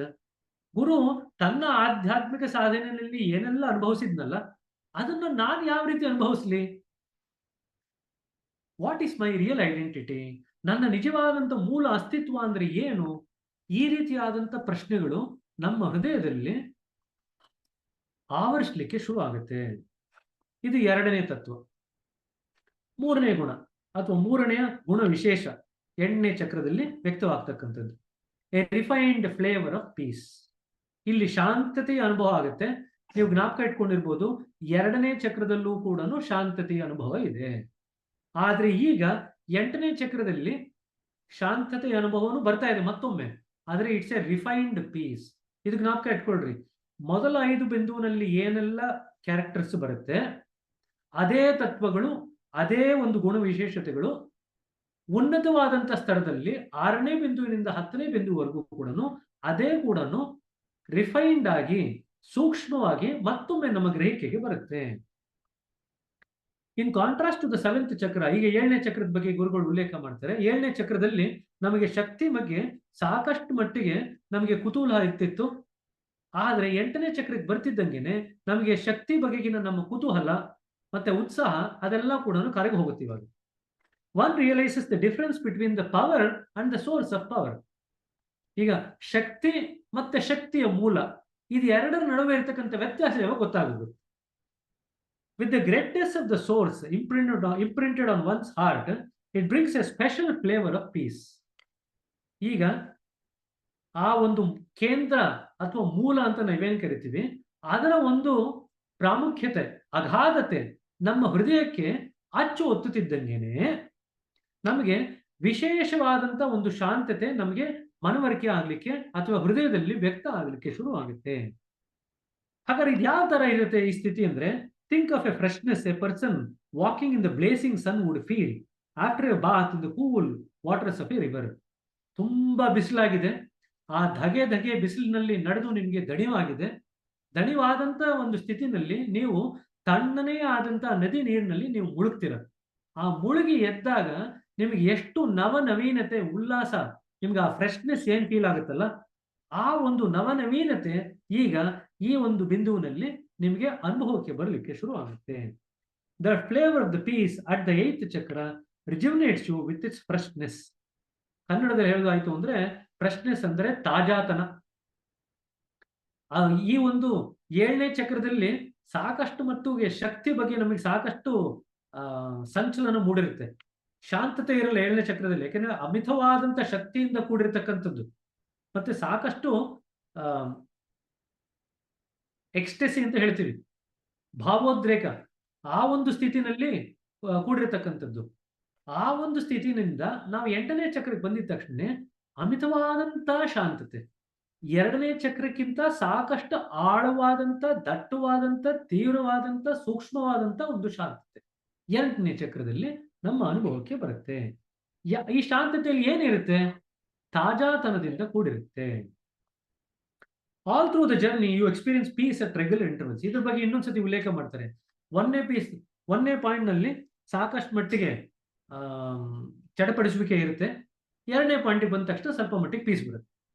3ನೇ ಪಾಯಿಂಟ್ ಫೈರ್ ಚಕ್ರ, ಅಲ್ಲಿ ಬಂದಿದ ತಕ್ಷಣ ಮತ್ತೆ ರೆಸ್ಟ್ಲೆಸ್ನೆಸ್ ಇರುತ್ತೆ ತಕ್ಕ ಮಟ್ಟಿಗೆ. 4ನೇ ಪಾಯಿಂಟ್ ಬಂದಿದ ತಕ್ಷಣ ವಾಟರ್ ಎಲಿಮೆಂಟ್ ಸಾಕಷ್ಟು ಮಟ್ಟಿಗೆ ಕೂಲ್ ಆಗುತ್ತೆ, ಶಾಂತತೆ ಬರುತ್ತೆ. ಅದೇ ರೀತಿಯಾಗಿ 5ನೇ ಪಾಯಿಂಟ್ ನಲ್ಲಿ ತಕ್ಕ ಮಟ್ಟಿಗೆ ಚಡಪಡಿಸುವಿಕೆ ಇರುತ್ತೆ. 6ನೇ ಪಾಯಿಂಟ್ ಬಂತು ಅಂದ್ರೆ ಸ್ವಲ್ಪ ಮಟ್ಟಿಗೆ ಶಾಂತತೆ ಬರುತ್ತೆ. 7ನೇ ಪಾಯಿಂಟ್ ಅಲ್ಲಿ ಮತ್ತೆ ಚಡಪಡಿಸುವಿಕೆ ಇರುತ್ತೆ. 8ನೇ ಪಾಯಿಂಟ್ ಬಂದಾಗ ಮತ್ತೆ ಶಾಂತತೆ ಬರುತ್ತೆ. ಅಂದ್ರೆ ನಿಸರ್ಗ ಸ್ವಾಭಾವಿಕವಾಗಿ ನಮಗೆ ಒಂದ್ ಸ್ವಲ್ಪ ಕಷ್ಟಪಡಪ್ಪ, ಒಂದು ಚಕ್ರದಲ್ಲಿ ಕಷ್ಟಪಟ್ರೆ 2ನೇ ಚಕ್ರದಲ್ಲಿ ಸ್ವಲ್ಪ ಮಟ್ಟಿಗೆ ಸಮಾಧಾನವಾಗಿ ರೆಸ್ಟ್ ತಗೊಳ್ಳುತ್ತೆ.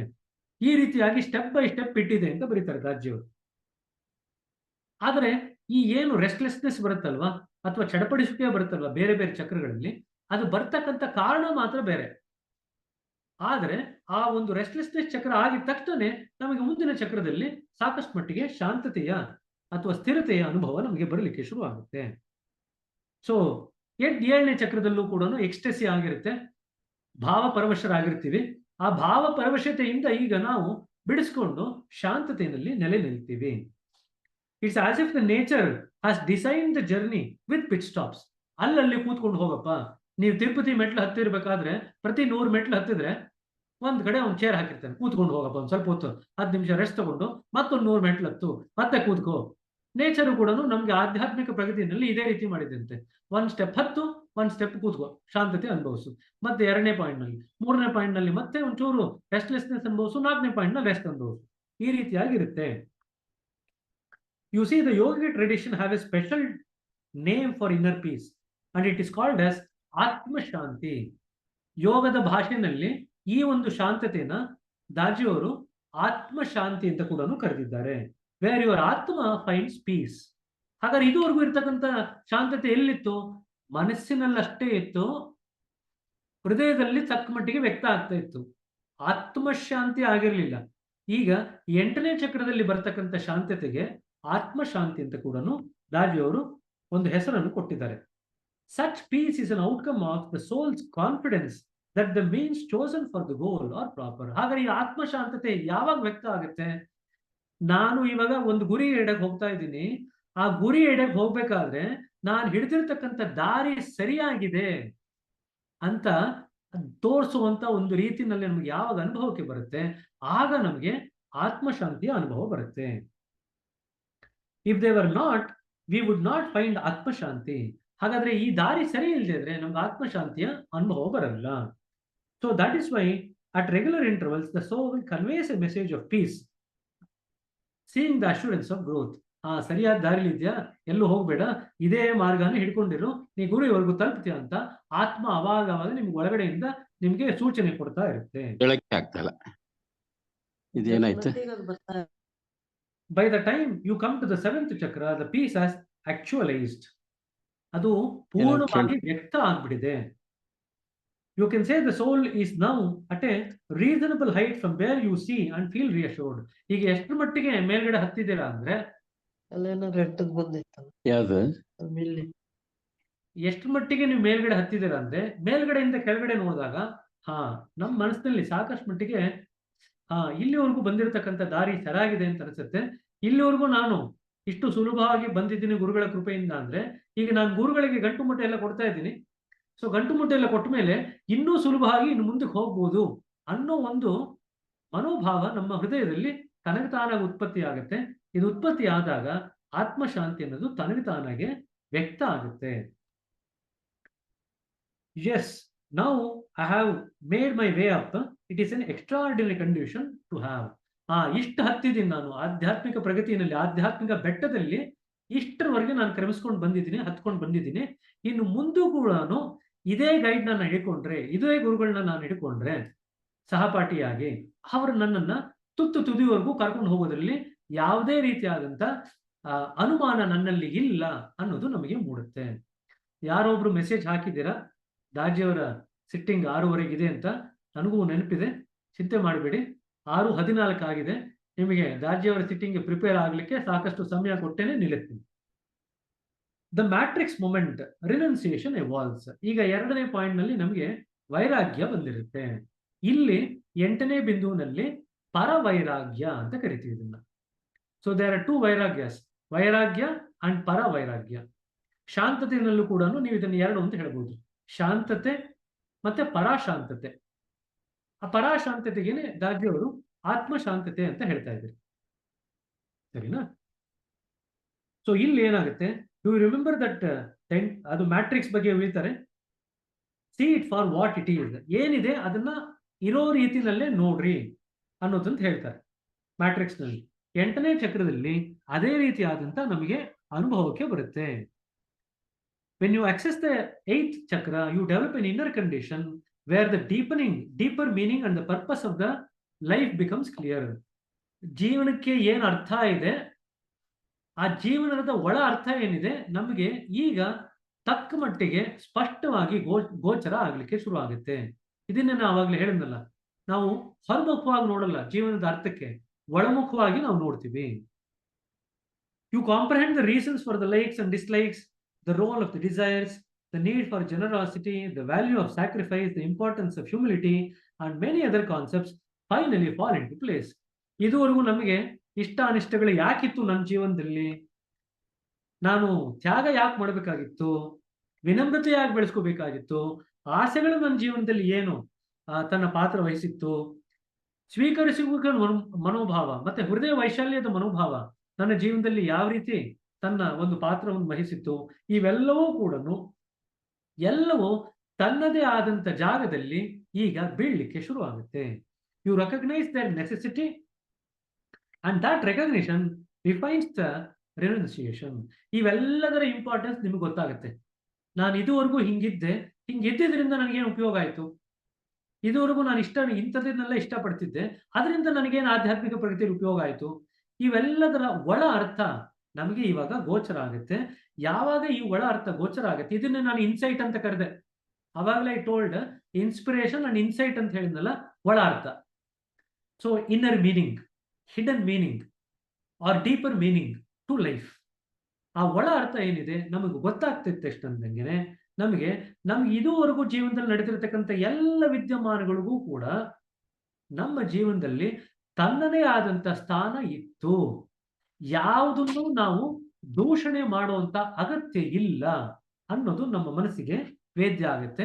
ಈ ವೇದ್ಯವಾದಂತ ಸ್ಥಿತಿನಲ್ಲಿ ನಮಗೆ ಉನ್ನತವಾದಂತ ಒಂದು ವೈರಾಗ್ಯ ವ್ಯಕ್ತ ಆಗುತ್ತೆ. ಅದನ್ನ ಪರ ವೈರಾಗ್ಯ ಅಂತ ಕರಿತೀವಿ.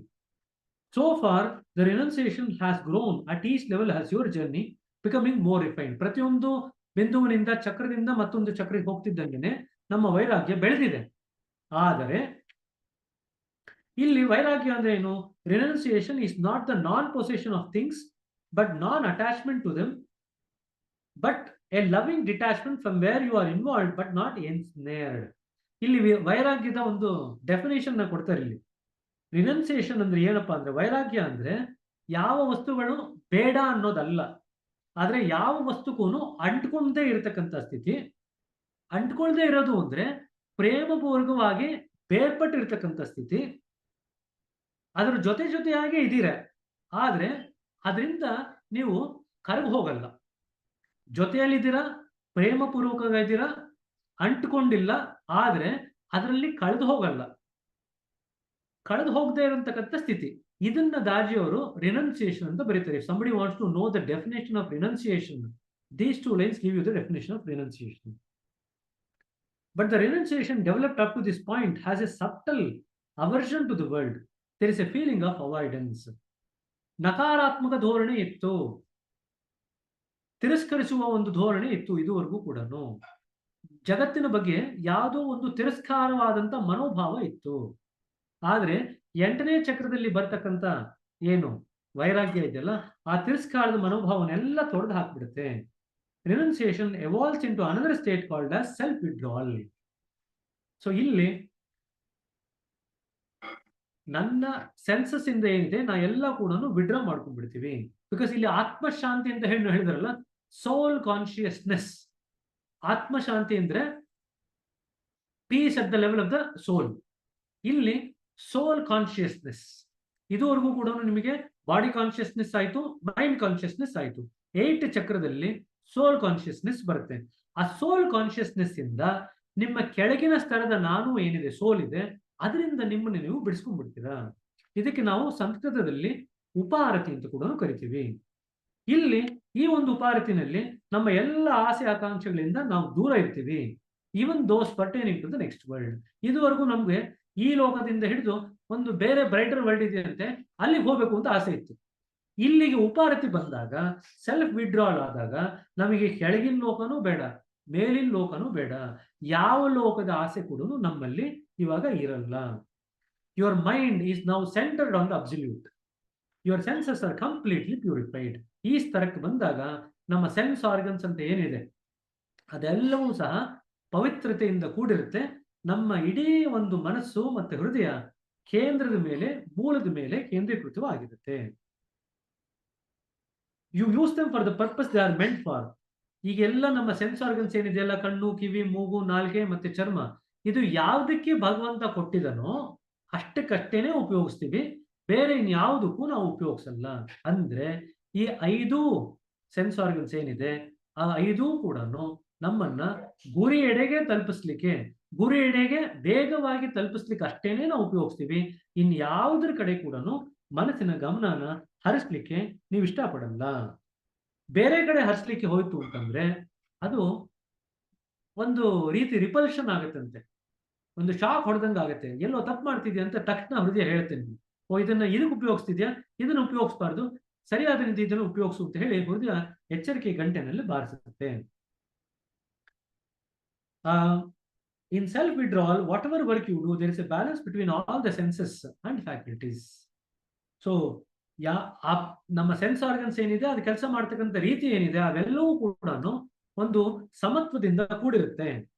ಆ ಸಮತ್ವದಲ್ಲಿ ಯಾವ ರೀತಿಯಾದಂಥ ಅನುಭವ ಬರುತ್ತೆ, ಶಾಂತತೆಯ ಅನುಭವ ಬರುತ್ತವೆ, ಮತ್ತೆ ಸ್ಥಿರತೆಯ ಅನುಭವ ಬರುತ್ತೆ.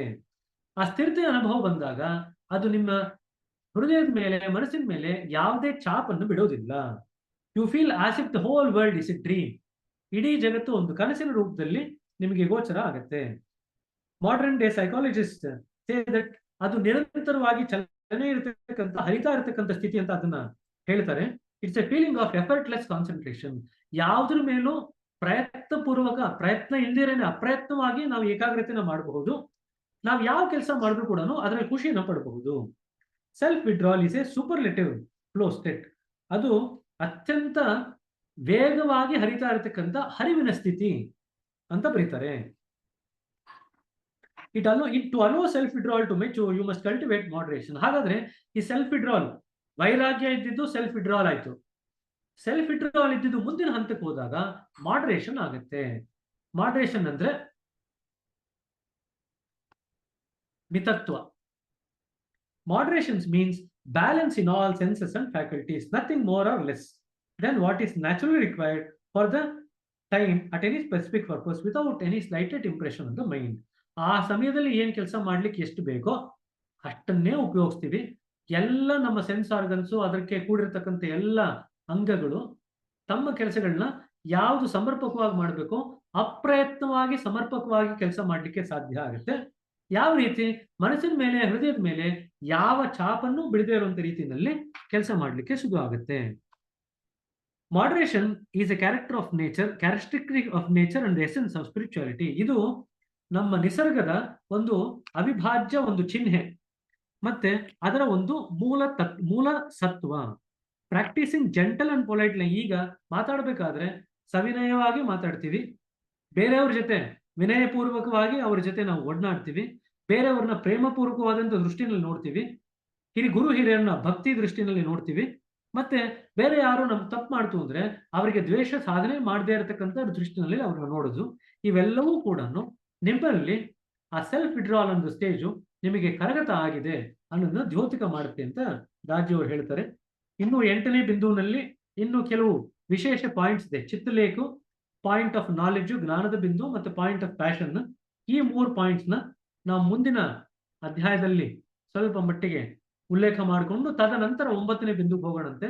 ಯಾಕಂದ್ರೆ ಇದು ಸ್ವಲ್ಪ ಮಟ್ಟಿಗೆ ವಿಸ್ತಾರವಾದಂತ ಚಕ್ರ ಇದು. 8ನೇ ಚಕ್ರ ಸಾಕಷ್ಟು ಮಾರ್ಪಾಡಾಗತ್ತೆ. ಹಾಗಾಗಿ ಸ್ವಲ್ಪ ಮಟ್ಟಿಗೆ ಹೆಚ್ಚಿನ ಸಮಯ ಕೊಡುವಂತ ಅವಶ್ಯಕತೆ ಬಂತು. 10ನೇ ಚಕ್ರಕ್ಕೆ ಬಂದಾಗ ಅದು ಸಣ್ಣ ಚಕ್ರ, ಅಲ್ಲಿ ಕ್ಯಾಚಪ್ ಮಾಡಂತೆ ಸಮಯದಲ್ಲಿ. ಸರಿನಾ? 6:24 ಆಗಿದೆ. 1 ನಿಮಿಷ ಎಲ್ಲರೂ ಕೂಡ ಮೌನವಾಗಿದ್ದು, 6:15 ದಾಜಿಯವರ ಸಿಟ್ಟಿಂಗ್ ಇದೆ. 1 ನಿಮಿಷ ಮೌನವಾಗಿದ್ದು ಸೈಲೆನ್ಸ್ ಅಲ್ಲಿ, ನಿಶ್ಶಬ್ದತೆಯಲ್ಲಿ ಎಲ್ಲರೂ ಕೂಡ ಪೂಜೆ ದಾಜಿಯವರ ಸಿಟ್ಟಿಂಗಿಗೆ ಎಲ್ಲರೂ ಕೂಡ ಬೈಠಕಿಗೆ ತಯಾರಾಗೋಣ.